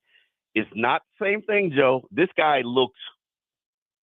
He makes bowl throws. Skylar never really made bowl throws like that. This guy makes bowl throws. Skylar was making throws all over the place. They came out and said, we can't put him on the practice squad. The whole league wants him now. We got to put him in the league. And we had our fan base going, Skylar, Tom, we got our guy, man. We got our guy. I think that was you. I think that was you too. I think we're going short memory writer stuff on me right now here, man. Don't do that to me, Joe. Don't do that to me. Skylar won his job fair and square. He just and I will say this. Let me hear this Seattle, part. He played with broken ribs. God! Now you're making excuse maker today. Did he not break his ribs, Joe? He not? You know why he broke his ribs? Because he's a dumbass and didn't see a guy chasing him because he's a deer in headlights. Stand over on the sideline waiting for a guy to, like, what are you doing, man? Run out of bounds, run, slide, or throw the friggin' ball away instead of wait for somebody to hit you, run 100 miles an hour. All right. Anyway, hey, real quickly before we get going in this game, toughest cut at what position? Edge rushers. You're gonna make some tough decisions there. Derek McClendon would be probably my toughest cut. I think Matt Dickerson is an NFL defensive lineman. I'm struggling to see how he makes this team. Taj Washington, unless you keep six receivers, he's not making this team. All right. Hey, how do you feel about the backup offensive line right now, real quickly, as a group? Trash. You went trash. Borum get a little better the last couple of weeks at right tackle. Yeah, but he can't play left tackle. Well, you don't have a backup left tackle on your roster right now. Well, Patrick Paul staying healthy for 10 straight years. Hey, Omar, thank you, man. I appreciate you coming on. Talk to you later, Joe. Omar Kelly, Miami Herald Dolphins columnist. He's on this mic that won't have open competition. All right. Maybe some of you agree. All I know is, man, the thing I look at, I see what everybody else sees. Ollie Gordon thing is like, hey, if he's balling out, and I don't know what's going on with Jalen Wright, if he's missing cuts or something, then, and I know they like Jalen Wright a lot, a much higher draft pick a year ago to the point of, I don't know. You got to play best player. And I had trouble believing Mike's not going to play what he sees every day because of friggin' money. What do you think, Woody? Give me one thought before we go to break. Just give me a quick thought. You buy that Mike's not going to play the best players because of draft picks? Serious? Huh? Are you like seriously asking me that? I'm asking you, yeah. I think he's going to play the best players. I do, You're too. asking me that seriously. By the way, there's one way the GM and head coach, they keep their jobs. The best players play, and they win. And you're going to play the best players to give you the best chance to win. I didn't realize you were seriously asking. No, I was dead serious because he's really serious about they're letting their egos get in the way because they handpicked these guys and I got to play them, even though I know the other guy's better, but I just have trouble. Like, you get credit for everything as the GM and head coach. Chris put the 53 together, or the 90 together to get the 53. Mike's coaching them up. And if they pick one guy like, hey, our draft pick's better than our free agent, then they're going to play a rookie free draft pick. And before you have a heart attack in there, you know what's happened, right? Omar has gotten you. He got me. He just did what You've been Omar. Yep. Now he's renting free space in my head. I mean, look at you. You're about ready to have a heart attack in there. I don't know, man. Go, bro. I just think you got. There's just common sense things, but we're gonna have fans think the same thing. Yeah, I know he got me. You're right. He got me. He freaking got me. I asked. He said, "Are you sure you want to hear this?" And I go, "Yeah, of course I want to hear it." And then I went, "Oh no, not that whole thing. You can hit me with the mic and Chris." All right. I'm sure we have some text coming, and we can read this later. All right. Omar is getting the Herald here this morning. Yeah. Poor Harold. Harold. We got to calm Harold down. Hank, Hammer and Harold, man. Hey, man, how about this? Hammer the Herald, man. I have some pretty cool news What do you have for you in the headlines. All right, good, because I'm chewing your time up here right now before very rude. we get to 8 o'clock, and we got more. We're going to check in on Jacksonville in just a little while, too. Omar. All right. Got to get focused back in on the all-new Equinox. Man, next time you rip me for bringing up Omar, you say Omar lives in my head. But I'm not going to bring him up 3 days in a row. Well, when one of his clients gets signed, I'm going to bring it up. The all-new week, I got to focus back in. He got me. All right, he got me for a second. That car is awesome, by the way. The Equinox EV. Oh, you got the electric Equinox SUV. That car is treating me well. How about space for the whole family, right? They great all for the boys. It's got a trunk and everything. They all fit. My God, Beautiful. It's great, affordable, great stuff going on. Whether you want to go electric or regular, doesn't matter, man. Convenient driver tech. It's got everything. Plenty of room for the family and friends as well on the weekends. We got you covered, man. When you talk about South Florida Chevy dealers and you talk about the SUV family, and I always got to start, even though they asked me not to, tell you about the Tahoes and Suburbans. Big, comfortable. Oh, my gosh. They just, every time I turn around, they've got a little more space for it. I got plenty now. I'm good, man. I'm so comfortable. I don't know how to act as I'm driving around by myself in that beautiful Tahoe that I had. That 2025 Tahoe is fantastic. The 2025 Traverse. You just can't go wrong. Hey, if you get some time, we got 14 dealerships throughout South Florida. Take a test drive. Sit down. They got some great deals going on in the SUV family right now. Fall in love at your South Florida Chevy dealers today. The Joe Rose Show is presented by Loctite Windows, Doors, and Roofs.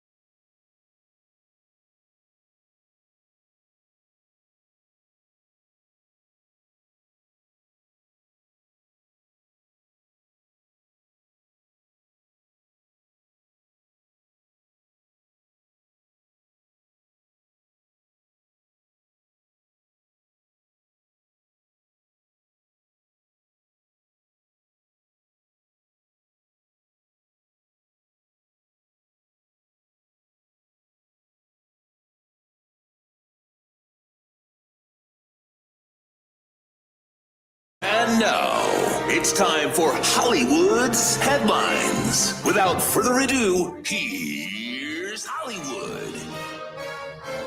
I apologize, Woody. I chewed up a lot of time there with Omar. Anyway, what do you have? And this is big. We got to get to this here. Tim Reynolds put this out on Twitter yesterday, and we have a congratulations due to our Don Bailey Jr., Joe. What DBJ do? He was voted into the Miami Lake Sports Hall of Fame class of 2025 last night. The approval, by the way, was unanimous. Nobody voted no on DBJ. It's hard to dislike DBJ. Congratulations, He's the best. DBJ. By the way, in honor of DBJ, if you're getting your floors done and you're getting ready to go with somebody else, you go to DBJ and get your floors done. And if you're going to an expensive dinner, just take his credit card. By the way, that's none of your business, by the way. That was none of your business. December 13th. That was personal right there. December 13th, he will be enshrined. Good for DBJ. That's fantastic. By the way, we're like 8 or 9 days away from getting that season up and running. Yeah. He's going to be a trip on game day, man. How fired up. He's the most fired up Canes person I know. No, the whole group is. That whole group in there gets fired up. They're all going to be fired. Why would you not be fired up to open? It's going to be a hell of a game, man. Notre Dame's got their QB all set now, that CJ Carr. Well, they're watching their stuff last night. They're loaded up, and they got their quarterback, you just mentioned. All right, let me get to a few more of these real quick here, Joe. The Fox broadcast of the Bears-Bills game drew the highest preseason audience for Fox since 2021. They had 5.1 million viewers as the Bears won that game 38-0. Really? Yeah, really. People are ready for football, man. Saw the Bills head coach was not happy. Even though he didn't play the starters, he just expected more out of the 2s and 3s. I don't know. That hard knock season has become unwatchable, so I don't know what's going on in Buffalo right now. You're a little negative. Is there anything you just come on and say you saw something and it was good? You noticed you've been with something good. Have you noticed you've been a little negative? Started with the DBJ news. Well, that's DBJ the you work news with. I've heard in a long time. You like DBJ. I do like DBJ very much. All right, Joe, here we go. Oh, you're on the broadcast too. I forgot you do the pregame. Go ahead. I'm sorry. Anyone else you want to shout out? We got Monroe coming back on the pregame. Monroe County's coming back. You're a huge fan of his. Love Monroe. I know how you feel about him. Told my she got the Monroe County met my wife at the charity event. How'd that go? She asked me, "Hey, can you go get me a drink like next door so I can spend a little time with Monroe County?" It hurt. Yeah. It hurt a little bit. Happened to the best of us. All right. I didn't even introduce my wife to him. All right, here we go. A Little Leaguer, Joe. They got the Little League World Series going on right now, right? You see that on TV. I assume you spend most of your days watching it. I have. I watched a little bit last night. I did. And this was a pretty funny interview here. Home run ball here in a game you went to. What was that? Tell me that story. So I went to LA back in 2023 to watch the Angels game in which Shohei Ohtani was still in Angels. And during that time, Kikuchi from Toronto Blue Jays was pitching, and then Ohtani was batting, and then he hit a home run into an area where the fans couldn't go, and then this guy got the ball and gave it to my brother.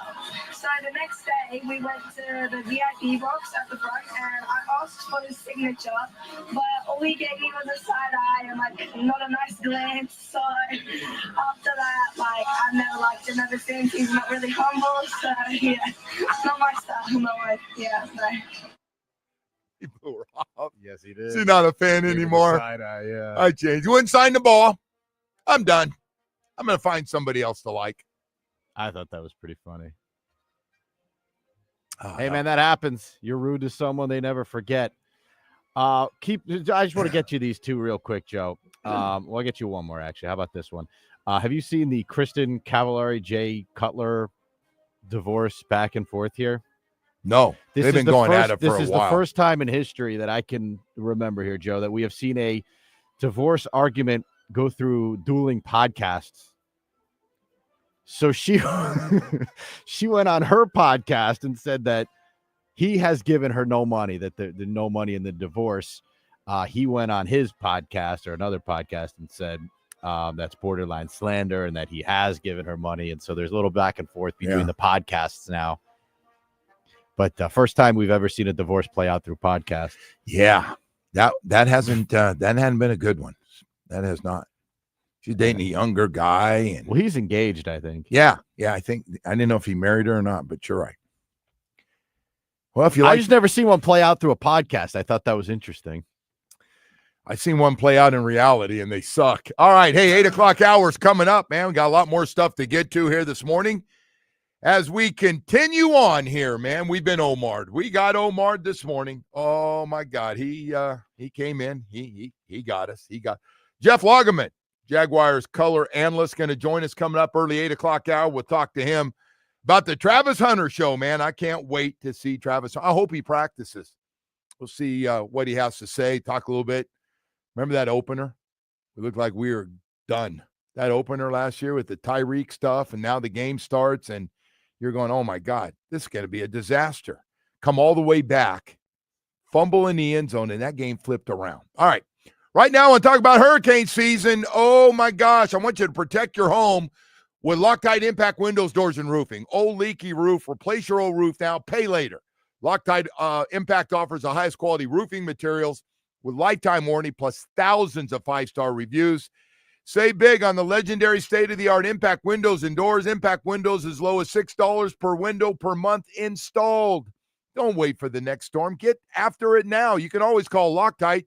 Talk to their professional staff that are in there every day, can answer all your questions, get you all set up. Visit LoctiteImpact.com. Again, that's LoctiteImpact.com or call 954-500-LOCK, covering all of South Florida. Loctite, the place to go. 104.3 FM.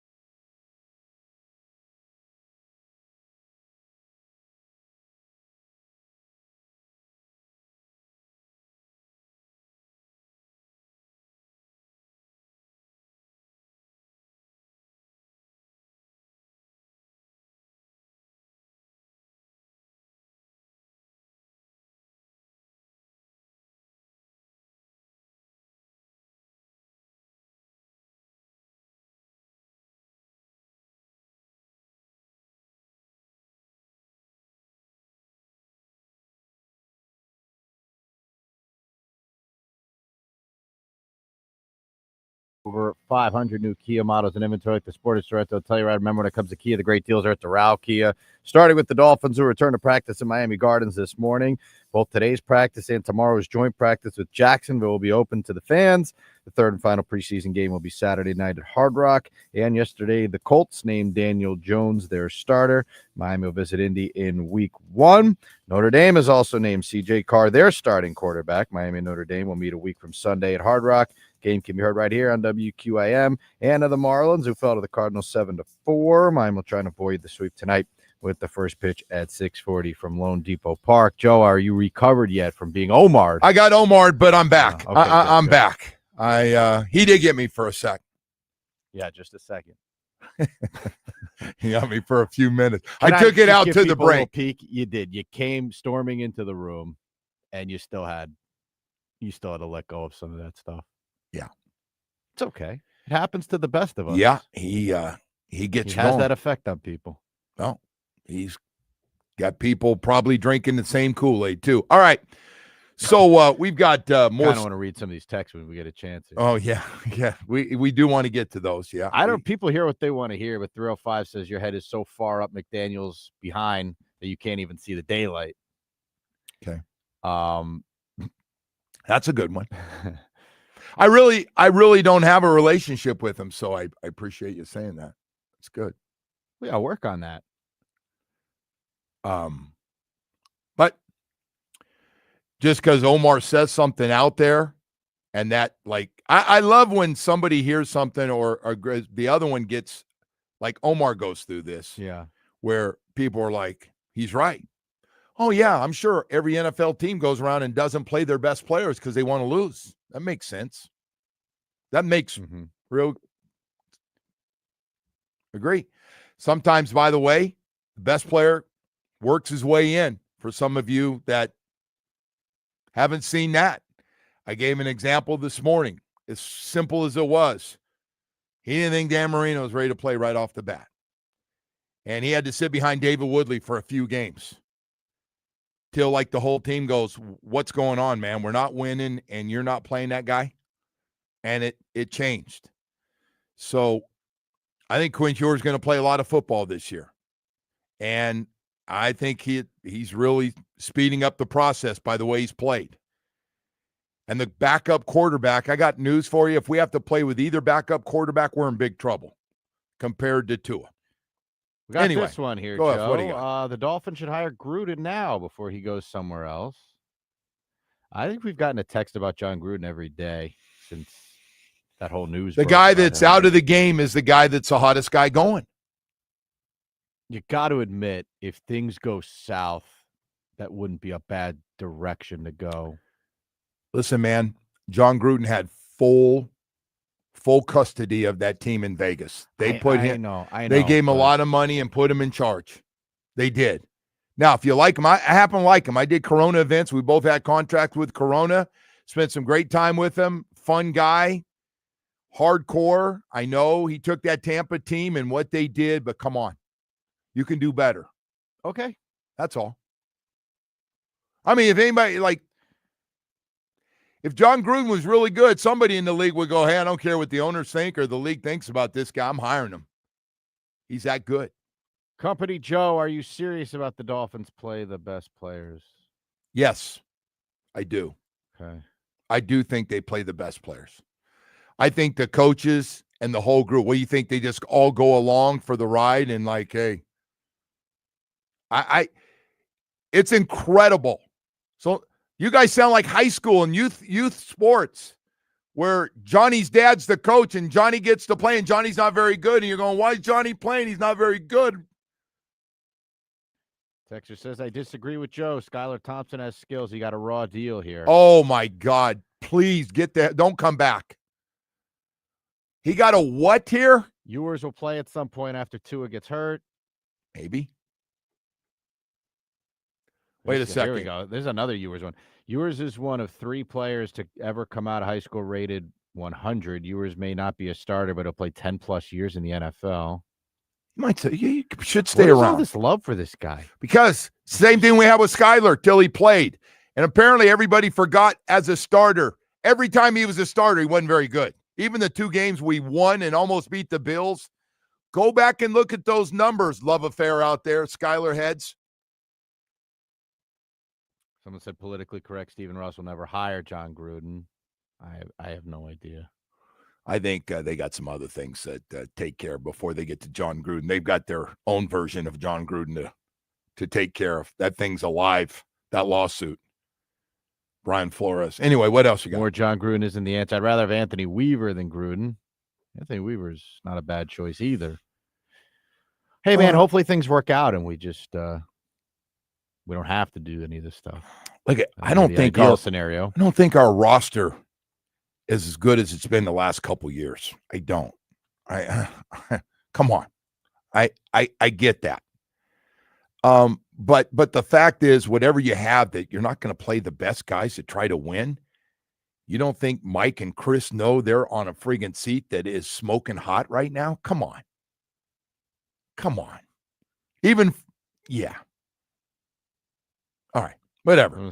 We're not gonna play the best players though. We're gonna just play whoever they like because they want to be liked in the organization and they want those players to like them because that's really going to help them in their careers. Guy says Ross only hires first-time coaches and GMs. No wonder we suck. Okay. At least Gruden has won a playoff game and Super Bowl. How are we going down this road? This is a weird one. He did. He won a Super Bowl. That friggin' Joe team just said it. The hottest person is the one that's not in. Ewers may be good, but let him develop. But we did this. Quinn Ewers is going through the Skylar Thompson thing, except Skylar Thompson actually put up some monster numbers that one preseason.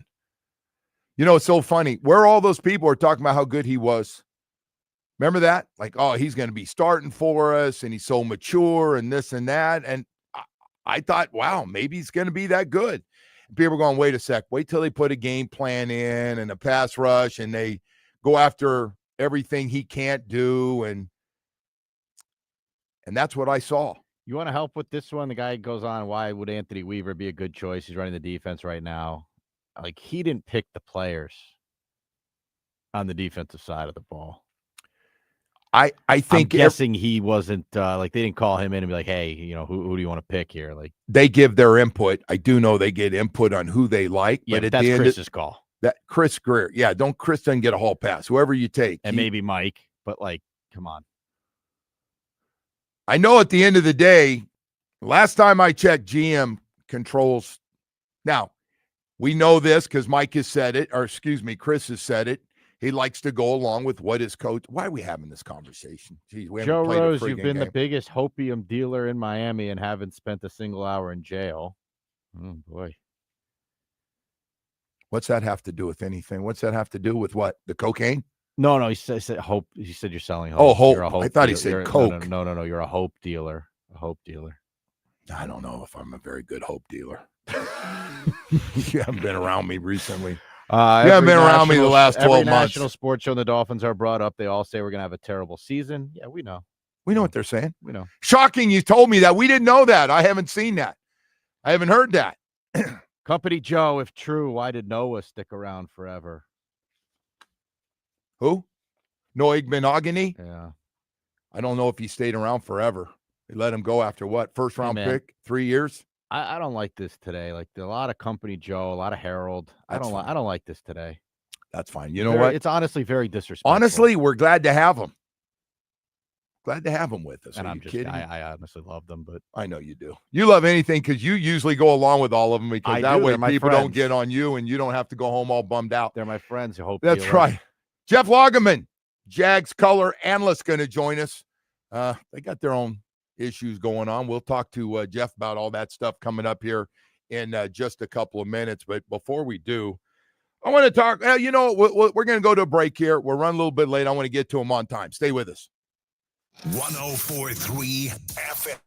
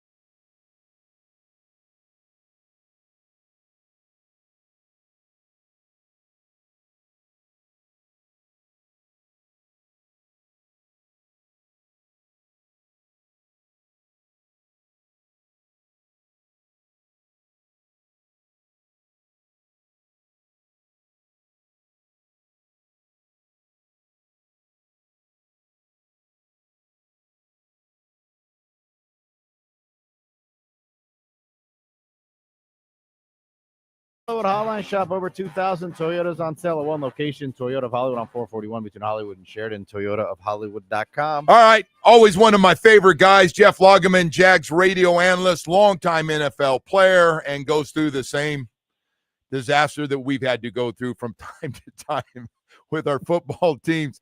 Jeff, good morning, man. Thanks for joining us. Yeah, I'm glad to be joining you, Joe. It's a beautiful morning when you get to do some radio stuff with you. It's awesome. I appreciate that. Hey, obviously, got to ask you start with what everybody's talking about. Travis Hunter, is he expected to come down and practice full speed in this practice tomorrow?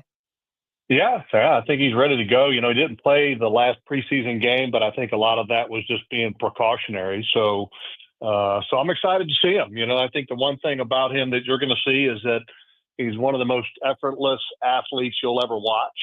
And I don't know how he does it because, over the last 2 years at Colorado, he played over 2,600 snaps. And when you watch him play those snaps, it never looks like he gets tired. I mean, it's like he's got the genetic makeup that all of those bike riders like Lance Armstrong were having to do kind of illegally to accomplish. It's amazing to watch. So now that you've seen him cover part of a practice and play wide receiver, so do you feel like he's a little bit better at one position over the other, or is he equally good on both sides? I think he's equally good on both. I mean, if I had to pick only one position for him, I would probably choose wide receiver, but watching him in college and watching the draft prospects leading up to the draft, I thought he was hands down the best wide receiver in the draft. And I also thought he was hands down the best cornerback in the draft. And he's got amazing man-to-man skills. He's got great body control. He's got great ball skills. I mean, there's nothing that he doesn't have. The only thing that I would say that he doesn't have, but I mean, it's never affected him up until this point, he doesn't have great size. I mean, he's a 6'1", 185-pound guy, and if you're going to end up playing in the NFL, a little bit smaller, I think that's the first thing that people kind of notice about him is, boy, he's not very big, is he? I'm like, no, he's not very big, but just watch him move. It's pretty amazing. It's funny to hear all the national guys, everybody talks about him because it's such a unique situation to have one of these guys. And they're talking about him playing a lot of snaps on both sides. It's 17 games. It's hard to keep anybody healthy for 17 games in this league. You've talked to the head coach. I know you spent a lot of time with him. What's the breakdown? What would be the goal from game to game? Getting 50, 60 total snaps? Or you see him playing 100 snaps a game? Oh, I absolutely see him getting 100 snaps a game. I think he's going to be a true two-way player. Now, I think, Joe, there will be packages that he will be involved in and some that he won't be. For example, on defense, let's say that if they're in base personnel, maybe he's not on the field. Maybe he's only on for nickel snaps, which would be, 65% of the snaps on defense. And then on offense, if they're in a two wide receiver set, they'll probably end up having De'Ami Brown and Brian Thomas Jr., the two wide receivers on the field. So he wouldn't be involved in that. So I think there's ways to carve out some plays that he's not involved in to maybe lessen his exposure a little bit and to not completely wear him out. But I believe they're going to have him be a true two-way player. And it's interesting, in the first preseason game, they played him on offense first, and then he didn't play defense at the same time, and then he played defense after he kind of finished his offensive reps. And then the second preseason game in New Orleans, I think the expectation was to get him to rotate like a true two-way player, but he had a shoulder, they were cautionary and held him out. And, the last week of preseason, I don't know how much anybody really plays in the last game of preseason, so I don't know really what the expectation is coming up here down in your area. So, yeah, we're not sure down here either. It's going to be interesting coming off this practice with the game, rest one day and then playing the next day. But Trevor Lawrence, fifth year, I got to tell you, Jeff, when he came out from watching him at Clemson, I thought he was going to be no-brainer, going to be good from day one. He's been kind of up and down. It's not all his fault. How do you look at Trevor Lawrence going into this fifth year? I think he's got a lot to prove. I really do. He's a guy that, career-wise, he's about a 63% completion guy. You expect a first overall draft pick to have more wins than losses, and you don't have that. You know, he's 22-38 as a starter, and yeah, exactly. I mean, that's not the expectation, and he's been through, you know, a few head coaches now. You know, so I think that the time is now for him. You know, Urban Meyer was a complete train wreck. I mean, that was not Trevor's fault. That was wrecking the train completely from every car along the train. And then Doug Peterson, I think, is a good football coach, you know, and it didn't work out. And then Trevor also missed some games over the last couple of years. And last year he only ended up playing in about 10 games, you know. So first of all, he's got to stay healthy. And Liam Cohen is a really good offensive coach. He's I think a really good coach when it comes to quarterbacks. I mean, look what he was able to do for Baker Mayfield in Tampa last year. I mean, Baker was on fire. I mean, had the best year of his pro career so far. I think it was like 40 touchdown passes, somewhere in that range. And so if Trevor doesn't take a step with Liam Cohen, then I don't think anybody else is going to point to, oh, well, you know, the coach, the organization, it's not enough support around them. People are going to start pointing the finger at Trevor and saying, hey, look, he's just not what we expected to be. So I think this is a big year for him. You know, and he's got the mental makeup, Joe. I mean, he's a good guy. He's a leader, I think, in a lot of respects, but I think he needs to be more of a leader. He's super mature. So, I mean, there's a lot to like with him. And he's getting better in Liam Cohen's offense, but there's still a lot of progress to make. Jeff, we're going through a little bit of what you guys are down there. It's been kind of negative with the team, and people weren't happy with the offseason and didn't go out and spend a lot of money and free agency and the draft. And so we obviously we don't have a perfect team. We got the perception is we got some holes in this team, and we're going to find out here. You guys went through it last year right off the bat and had that game. And I remember seeing you right after that game. I was just curious. You're up 17-7 late in that third and really dominating the game and getting ready to go in ETN's ready to go in and score. He fumbles the ball in the end zone, and the whole thing gets flipped around. I thought maybe that just kind of psychologically really just, even though it was only game one, do you think there was an after effect from that game and losing that game? I think that game was just a signal of what the team was, Joe. I mean, look, you've been around football. I've been around football forever, and teams got to be mentally and physically tough. And when ETN put the ball on the grass down there in Miami, and it kind of led to a loss, the Jaguars football team was not mentally tough enough to be able to fight back. And that was the disappointing thing. And I think that that lack of mental toughness showed throughout the year. You know, that they lost, I think it was like double-digit games by one score. Well, you know, a lot of people would point to that and say, well, they're close. And I would say, no, they're not close. It just goes to show you that they're not tough enough to win a lot of those close games. And so that, obviously that leads to change. And that's why the staff got blown out, and they've got a new organizational structure now that I think a lot of people, including me, are excited about. You know, you've got Liam Cohen as the head coach, and a young James Gladstone as the general manager, and Hall of Famer Tony Baselli is the executive vice president of football operations. And, you know, so I think the fan base needed something to kind of grab a hold of, to feel like, okay, we've got some hope, and we're getting the team moving in the right direction. And when they changed all of that, and they came up with that, and then once they started making moves and improving the team and free agency and the draft, then I think the fans bought back in. And I'm excited about this team going forward, because I do like the three guys that are in place, love the organizational structure, love the mindset. You know, now, as you know, it's time to win games or lose games, and that's when you kind of get the ultimate test. I thought the talent was pretty good a year ago on that team, and you know more about it. But you talked about some of the problems. How do you like overall the talent? Is it fair to talk about potentially having a playoff position when you look at this roster, or not? Too early? Yeah.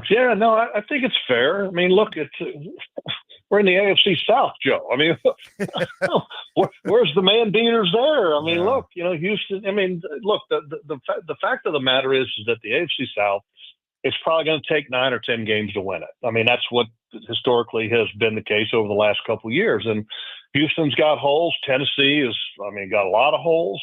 Indianapolis, who's the quarterback? You got to change the quarterback. So look, I don't think anything is unreachable in this division. And I think it all depends on quarterback play. And you've got a guy who's probably the most veteran out of all of them in the division, with the exception of, what's going to be happening in Indianapolis. So I think this team has a chance. And I can tell you this, the leadership that I just talked about, they're not sitting there going, oh, look, we're building to the future. Last week they made a trade for Colin Saunders, the defensive tackle of the New Orleans Saints, and traded away, third round pick center that just didn't work out in Luke Fortner. So I think when you do moves like that, I think that's a sign that, hey, look, we feel like we got a chance. And if we're going to change the culture starts with winning games now. Yeah. Jeff, this is going to be fun, man. I appreciate you coming on, and I'll see you in a couple of days. You going to practice tomorrow? You be down there? I'll be there. I'll see you there. That sounds good. Jeff, thank you. I appreciate it. Good Thank talking to you. All right. Jeff Lageman, Jags radio analyst, joining us as the Jags get ready to come in. Listen, man, I got to talk about Travis Hunter for about 20 minutes because we've never seen anything like this.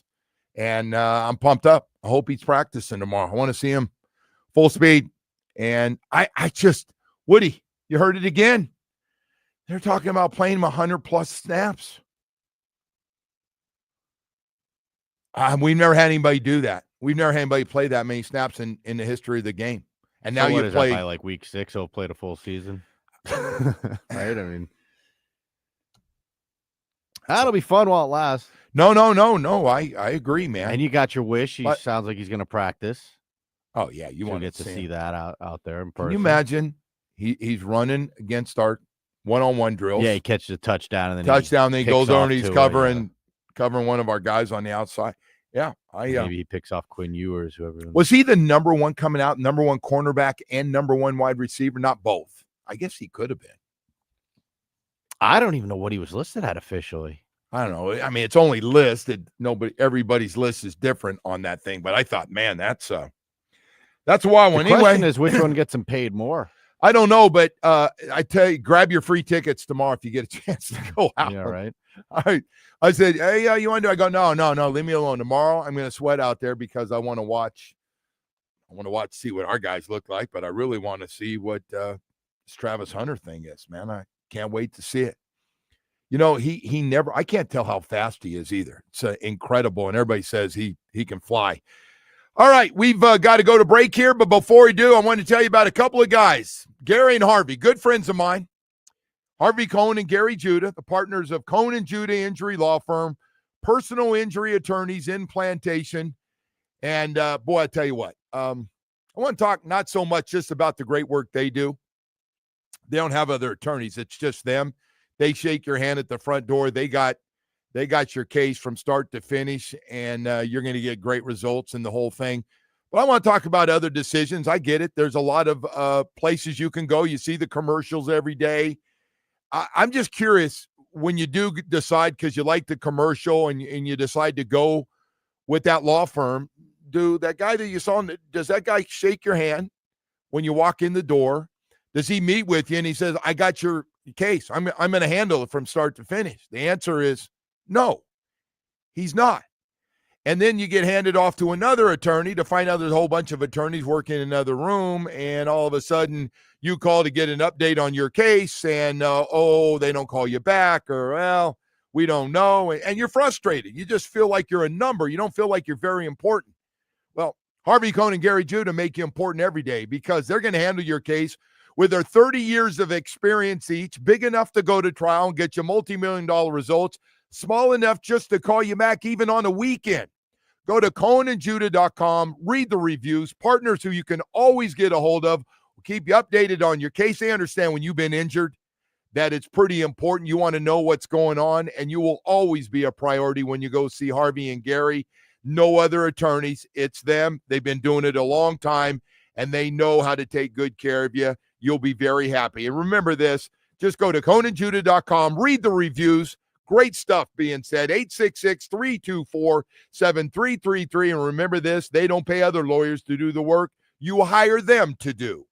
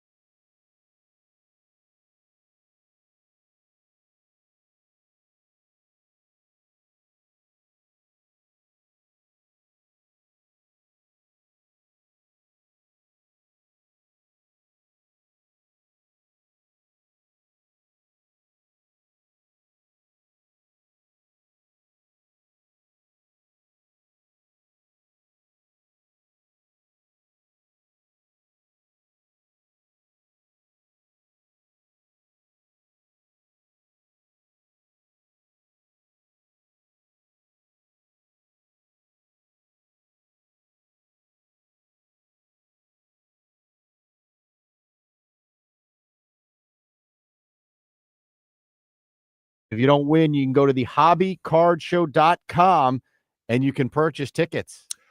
I don't know Brad, but I know the other three guys pretty well, and they're great guys. I get to know Brad.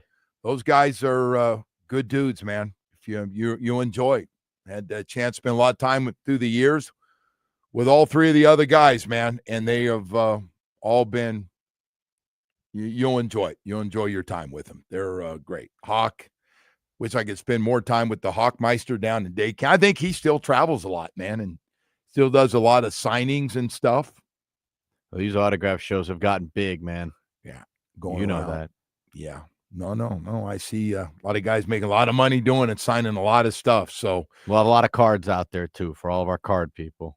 So what happens? Do people buy cards? Or they trade cards mostly out there? That's a great question.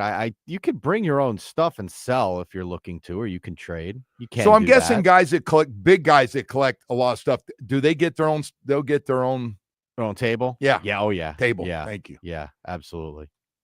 I've never been to one. What are you doing this weekend? You want to come with? Bring your credit card. We'll go shopping. You go, this is a good deal, Joe. Oh, your kids will love your grandsons will love this.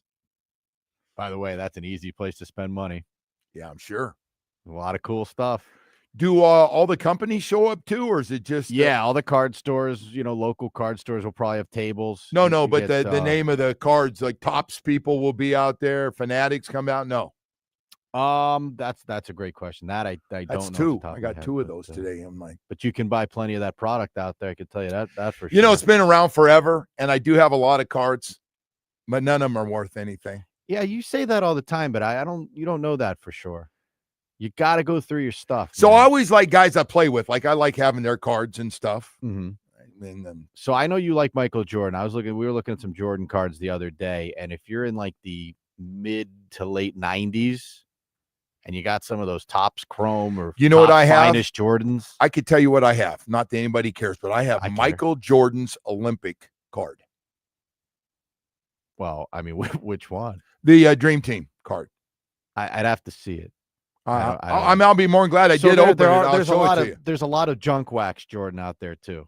Just so you know, like there is a lot of garbage Jordan, but there's some like. But I'm telling you, if you have, then I probably got the garbage. You probably do.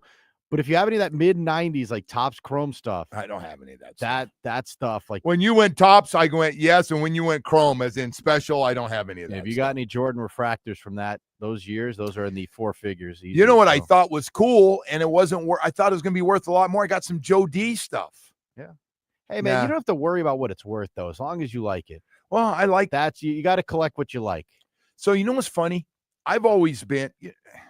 I'm gonna get us a winner here while you tell this story, if that's okay. Yeah. So I you got me going on this whole thing, and I brought this up because my accountant was in the same office as Joe D, and he used to.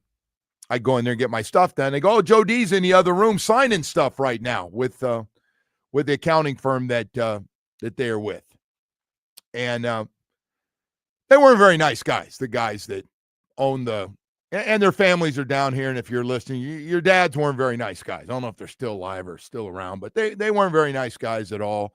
And they took care of Joe D, trusted them, and they took care of everything for Joe D. Taxes, and they handled all of the autograph stuff. I went in there one day. They said, Joe D said, and Joe D was great, man. He talked and he lived down here. He was a good guy. He was not a bad guy. I never caught him at a, where he didn't have time, and was always good. He showed up at Jeff Conine's, Joe DiMaggio's golf tournament, which of course named after him, and the great work they've done at the Children's Hospital through the years. Joe D, and I know Jeff is a big fan and was a big fan of Joe D's, but went in there and man, Joe D would sign at an old age. He was signing. Man, he was signing bats and balls, and it was impressive the amount of stuff that was in there. The only bad thing about Joe D to this day was those two guys that had their name on that accounting firm. That was it. Were not good guys at all. Not very nice guys. Super protective to the point of being jackasses. Just to start. My guy was great. My guy is, I've been with him forever. He deals with my wife because I drive him nuts. But, yeah. I'm not going to say their names. They're in Hollywood. But, yeah, Joe D was great, man. Always the lunch he sat with us at the golf tournament. And I always love sitting with him and hearing what he had to say. He talked a little bit about, different things.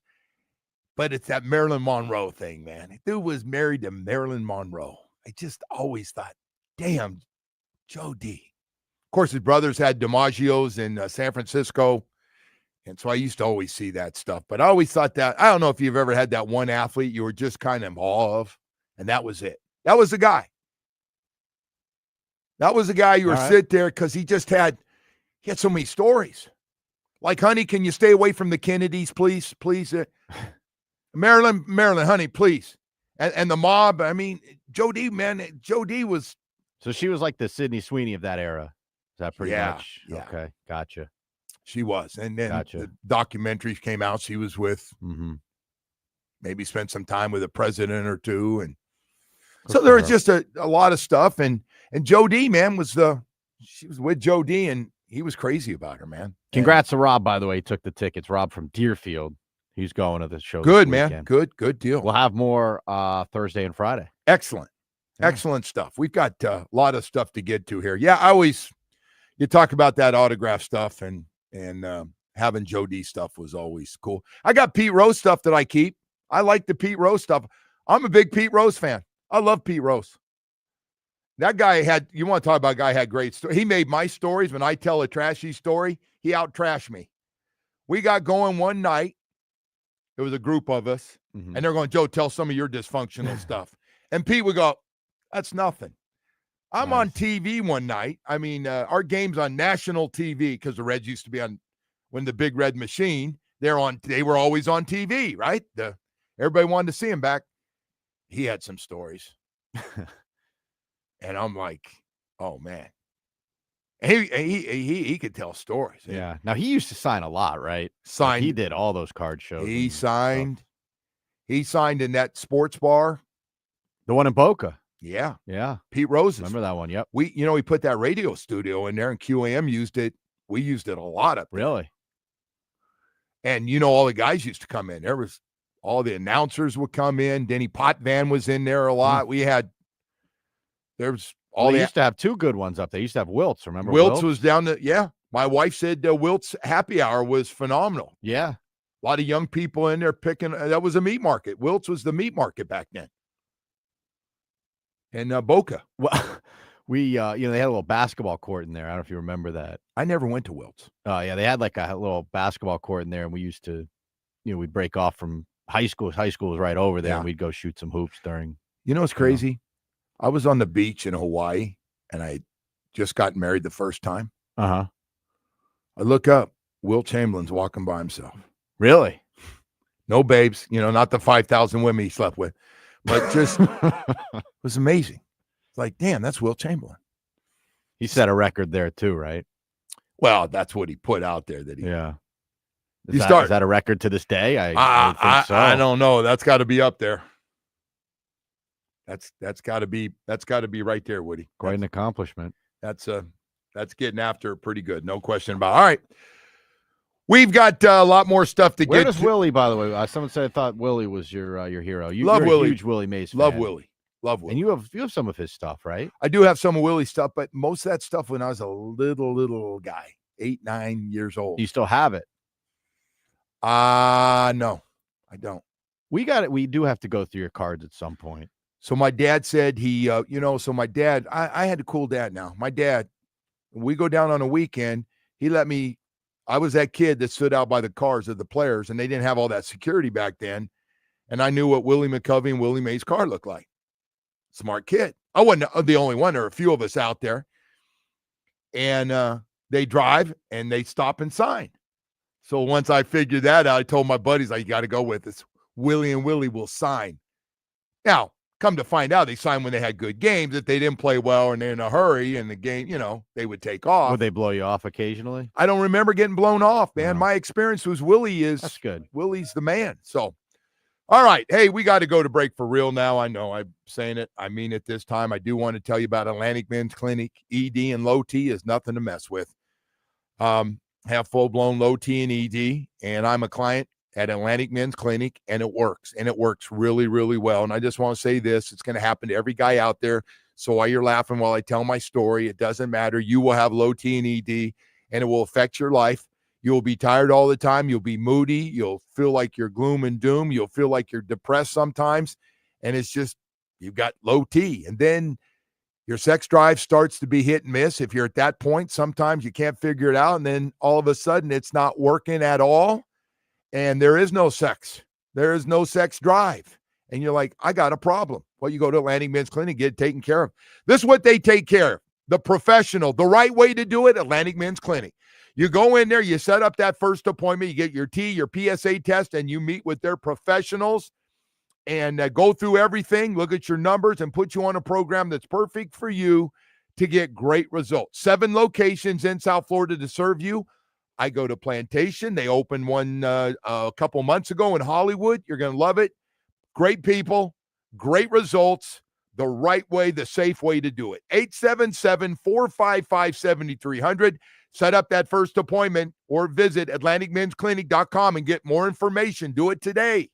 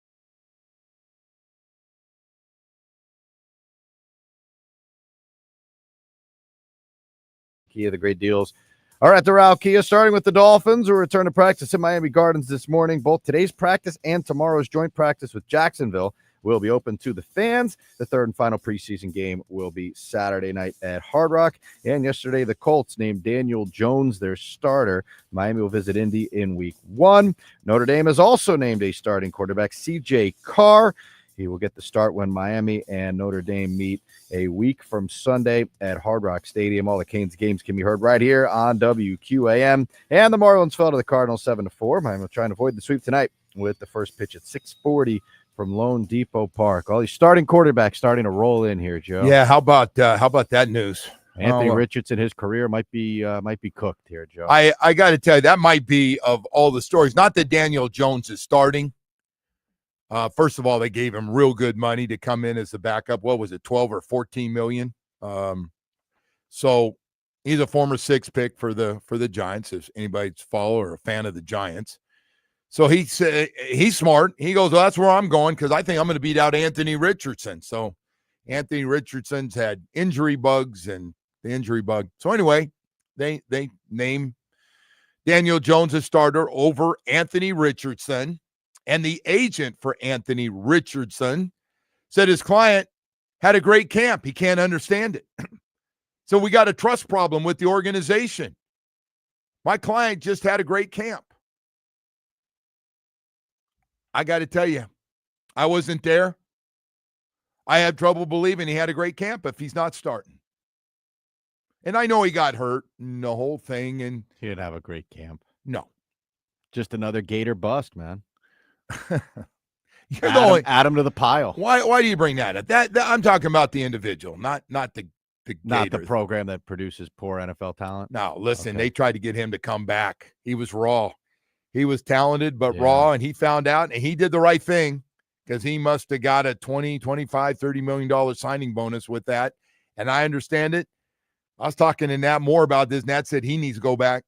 Nat loves the kids and is always looking out for the best for those guys. He said, man, you need to come back to school and play another year. Remember the freakish things? I mean, he could take off. He's running 70, 75-yard touchdowns and had a cannon for an arm. Has a cannon for an arm. I don't think Daniel Jones is like terrible. I don't know what you think of him.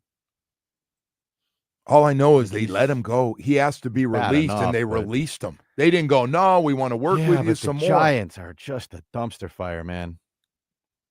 Not that this team seems any better. I don't know. But Daniel Jones seems to have some skill set at least, right? Would he? Like, we're going to find out. Like the other guy can't do anything well. Anthony, like he can't throw well. Anytime he runs, he gets hurt. Well, he can run, but he gets hurt every time he runs. So like he doesn't do anything well. I'll just tell you this, for the Dolphins standpoint, I could have handpicked a few other teams that I'd rather face if you could have an opener on the road. But that ain't a bad one to start with. No. It's a juicy matchup, man. That's the one. What do you call it? The fast track? Get Daniel Jones and let's get ready to go. They're shorthanded at cornerback right there. You got they're shorthanded a lot of places. You'll do your boards or whatever for that game, I'm guessing. Well, they got some guys hurt right now, so Xavier Howard's been signed, and I don't know where. I'm guessing they're bringing him in to back up anybody, right? They're going to want him to get his legs here the next couple of weeks and get ready to start against the Miami Dolphins. By the way, the other news, there was a lot of news, and this one surprised me a little bit. It's part of that special teams group that the Dolphins, by the way, it's been pretty damn good. This Craig Ackerman taking over special teams coordinator. So he goes out and signs this Ryan Stonehouse, who was his punter and with the Titans. And so when he signed here, I think everybody thought Jake Bailey's done. He's toast. This guy Stonehouse got a huge leg. And anyway, Jake Bailey in the few punts punted really well, and he's a holder for Jason Sanders. And no matter what anybody tells you, I think everybody likes to try to keep, especially when you've hit 27 field goals in a row, and that's where it stands right now for Jason Sanders. I believe it's 27 in a row. You want the guy that's holding the ball, likes the way he holds it, gets it up, trust him, and all those things. So Jake Bailey's the punter for the Dolphins coming out of this whole thing. All right, so the other stuff that's we've had this before, but I don't know if we've had it like this. And it started with the offensive line and the cornerback position. Right now, it pretty much just has to do with the cornerback position, especially with, seems like every time a guy becomes one of the top guys, or Ethan Bonner was looking like he was going to start on the other side of Storm Duck, and now he pulled his hamstring, so he's going to be out for a while. So you have this soundbite, Woody, one more time for me, of Anthony Weaver talking about the cornerback position, which everybody's concerned with, except the coaches. Here he is. Mike McDaniel talked at length about how the coaches know things about the cornerbacks that everybody else does not. And I don't have to tell you that everybody else is quite concerned about the cornerback situation. Why do you sleep well at night knowing what you know about the cornerbacks? Well, I sleep well every night. First of all, you just see my wife; she's gorgeous, so that helps, right? That helps me sleep easy. How good is that right off the bat? But bam, we don't play baseball and basketball, right? We play an 11-man sport, so we have the utmost confidence those guys can go out there and do their jobs because we see it repeatedly through daily action. But they also have to understand they're not alone, right? We got guys up front who are going to do work and going to create problems for the quarterbacks, going to make it hard to get balls to those receivers. So I have the utmost faith in those guys, just in how they work and how they compete. And I think we've seen that throughout the game so far, and even in the joint practices when they've been facing against tougher competition. Yeah, maybe not in a one-on-one drill, God bless. Like, who can win that drill if the quarterback's sitting there forever? Okay, but when we're in 11-on-11 football, those guys have shown up and done what we needed them to do. And we expect that in the regular season as well, too. So that was Coach Weaver talking about we can, a lot of it's what we think we're going to get from our front seven will help. And we like this group of guys. And Mike, people probably haven't heard this, but Mike came out, I believe, the day before. And when you don't have a long resume of NFL production, you assume that's because you're not good. And that's why there's a disconnect.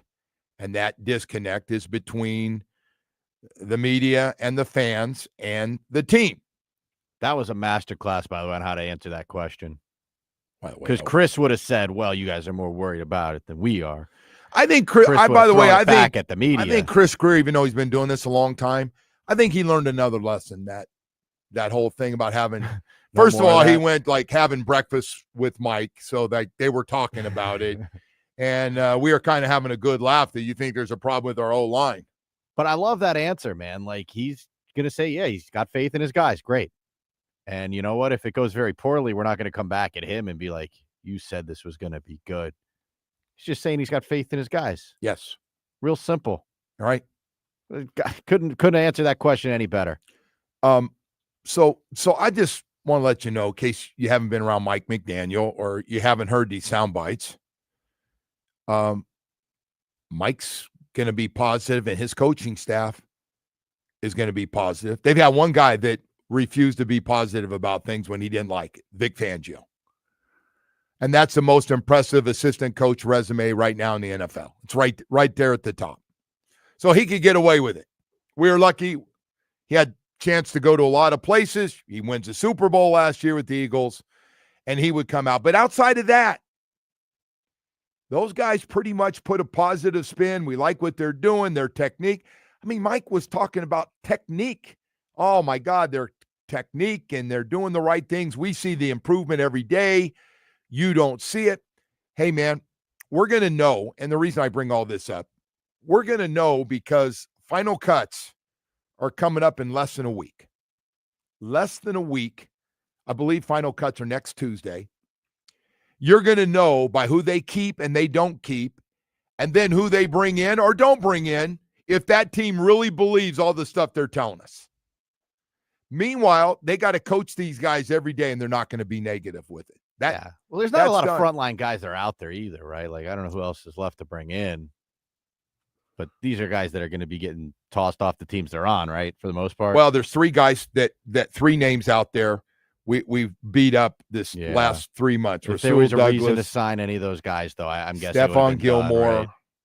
and Asante Samuel, and I don't know where he stands on his physical. Probably not great, right? At 25 years old, you would have figured it's a need at that position. So if any of these guys could have helped you, I assume they would have made a move. Yes. Well, the Xavier Howard thing, though, is that one's interesting. We picked up 4 guys. Mm-hmm. We've picked up 4 veteran guys. Everybody kind of, they've picked up 4 guys. Now, I don't know the 4. Only time will tell what they have left, right? Well, that's why they keep getting ripped because of the whole youth movement thing we were going for. Well, that was originally going to be youth, and then they have backtracked. That's a good point, Woody. That is fair. So Storm Duck, they're going, all right, he check. Storm's good. Looked like Ethan Bonner was making a nice move to maybe get that other position, Kendall Sheffield.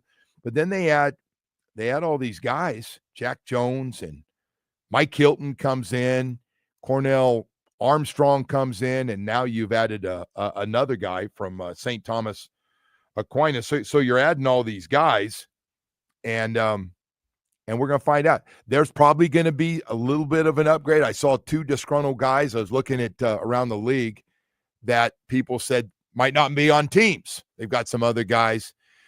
So 2 things are going to happen. They're going to release those guys, but before they release them next week, if they're going to try to trade them. And we'll find out if the Dolphins make a run at anybody. What do you think? It's going to be an interesting few weeks because there's some big names that are, you talk about disgruntled, there's some big names that are still left out there. I don't know what's going to happen. Well, these guys standing at practice every day. It's just you're trying to. Did you say Parsons? You said he was moping around, right? He looks like he's moping. He looks like officially. Well, wouldn't you? How long are you going to jerk the guy around for? By the way, close. Hendrickson's the other guy. Yeah. He's standing on the sideline. He goes, they're not going to pay him. And by the way, he comes out before the game, gives all those national guys on ESPN all this information. He says, we've agreed on money, just not the guarantee. They're not going to give him the money. The money looks great, but not the guarantee. As in, I don't play, I'm going to get cut. And they're going to go, that next 40 wasn't guaranteed. Do you think both of those guys end up at their teams where they're at? Because I don't think the Bengals are cheap. They're not. You think they're going to come up with the cash for this guy? That would be the one. Seems unlikely, right? That is most likely to get traded is because Cincinnati, although you can't say they don't spend money, they spend a ton of money for a quarterback and 2 wide receivers. Yeah. And you got to respect, by the way, Parsons, like what he's doing too, you see right? How bad that Cincinnati defense is? Yeah, it's terrible. But like Parsons is getting jerked around by an owner that like obviously has like they can pay him. He loves this. I mean, guy's got a comment for everything. Jerry Jones loves this. Yeah, but he keeps talking and running. They're booing him. I think he even likes when he goes to practice and they boo him. And weird, man. That is a strange one. That is. Hey, by the way, we'll talk a little bit more about this stuff and have more stuff coming up. Omar Kelly's going to join us coming up in this 9 o'clock hour. He, of course, is on fire and has some very strong opinions that we disagree with. And I know some of you do agree with them, and that's okay. But I will tell you this. We can all agree on this one. Around-the-clock air conditioning and plumbing. Next time you have any kind of plumbing or air conditioning problems, boy, I'll tell you what, 37 years in the business, 135 trucks on the road every day and 7 days a week they work.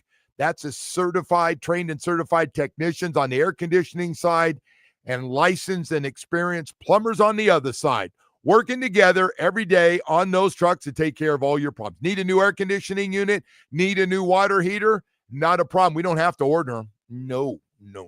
We have a warehouse full of all different size water heaters and air conditioning units for your home, your business, your rental properties. We got you covered, man. It's always been about great service. When you talk about around-the-clock air conditioning and plumbing, we're ready to go. Box trucks filled with all-size Rheem water heaters. Same-day installation is always the goal. Financing plans. Man, it's family-owned and operated and going strong. We lost Big Daddy a couple years ago. Never going to forget that guy. He was so good to me. We got Eric, Mike, Chippy, and all the rest of them at around-the-clock air conditioning and plumbing. Still working their butts off, ready to take care of all of your problems. So the next time you have a problem, not sure where to go, you've probably seen those around-the-clock air conditioning and plumbing trucks and those billboards with that beautiful lady. Yes, that's part of the family. 1-888-349-6922 for around-the-clock air conditioning and plumbing. The Joe Rose Show is presented by Loctite Windows, Doors, and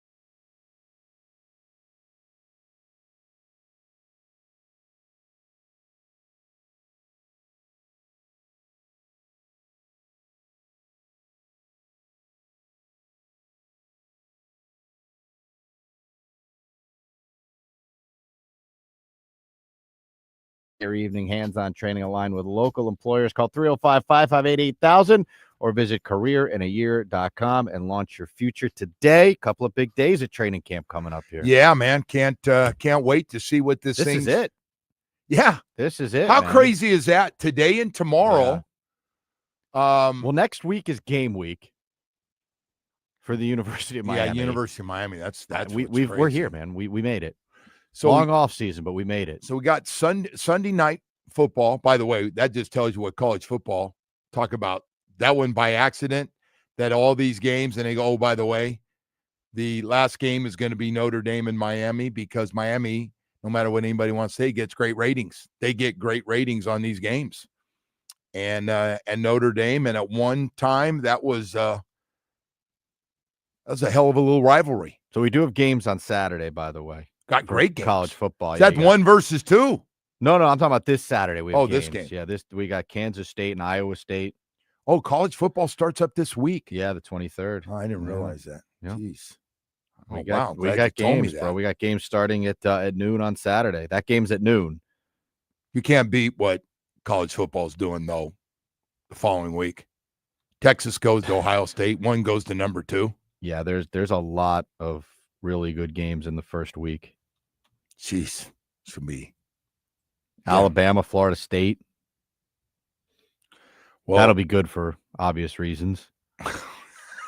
You think somebody can get their ass kicked? Is that what you meant? I think it's possible. What do you think? It's possible. Clemson, LSU is a great game. That's a good game. That was the other real good one. Two of the best 5 quarterbacks in football. To be quite honest, our game is probably the second best game outside of 1-2, but top 10 showdown here. They and by the way, that's a great rivalry too. Miami Notre Dame. I just said can't do a whole heck of a lot better than that on the opener, man. No, thanks going way back on that one. But we got Kansas State favored by 3 at noon on Saturday. What's the spread on Notre Dame Miami? Notre Dame's favored by 2.5. Wow. I thought it might be more. That sounds about right. I thought it might be more than 2.5. Really? They just played in a national championship game. But Miami's at home. They played in a national championship game. Miami's at home, and I can tell you, like, we've already been looking at this. How many Notre Dame fans you going to think be at that game? Seriously, there. I know, but it's more than just that. It's going to be hot as hell at that game. So that will definitely play a factor. Like, I don't know what it is in Indiana right now, but it's not 110 degrees like it is out at Green Tree right now. I can tell you that much. Okay. How hot was it when we were out there? It was hot. But everything's hot to me at this age. That's a big advantage. Yeah. No, that's right under the heat. We say the cold's a disadvantage, so the heat should be an advantage. What time's the game? 7:30? 7:30. No, you don't get that advantage.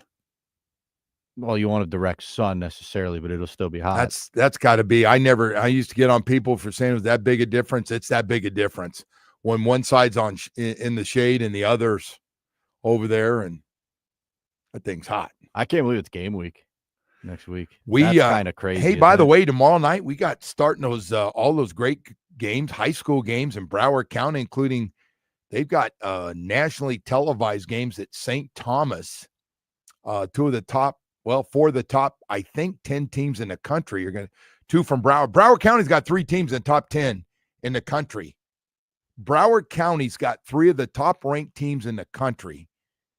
In some of the polls, they're out, and 3 of the nationally televised and 3 national teams, including number 1 team in the country from Southern California, is coming out here. Sounds like Blue's going to be on fire when you. Oh my God, Blue is just going to be so jacked Blue up. had a very busy offseason too. Blue might want to come on tomorrow because we'll see if he wants to come on tomorrow or Friday. Whatever day you want Blue, you know he's good with us. No, He's the best. Blue's got it rolling, and he texts me. They roll out the red carpet for him, by the way. When he goes to those colleges, they love him. They roll it out everywhere. They love him. Hey, the Northwestern team, Blue texts me, check. Northwestern might be the best team in the country. It's like, holy smokes. All right. Hey, listen, we got more stuff. We'll get you ready to go. So grab your popcorn because Omar Kelly from the Miami Herald's coming up next. Sports lives here. 104.3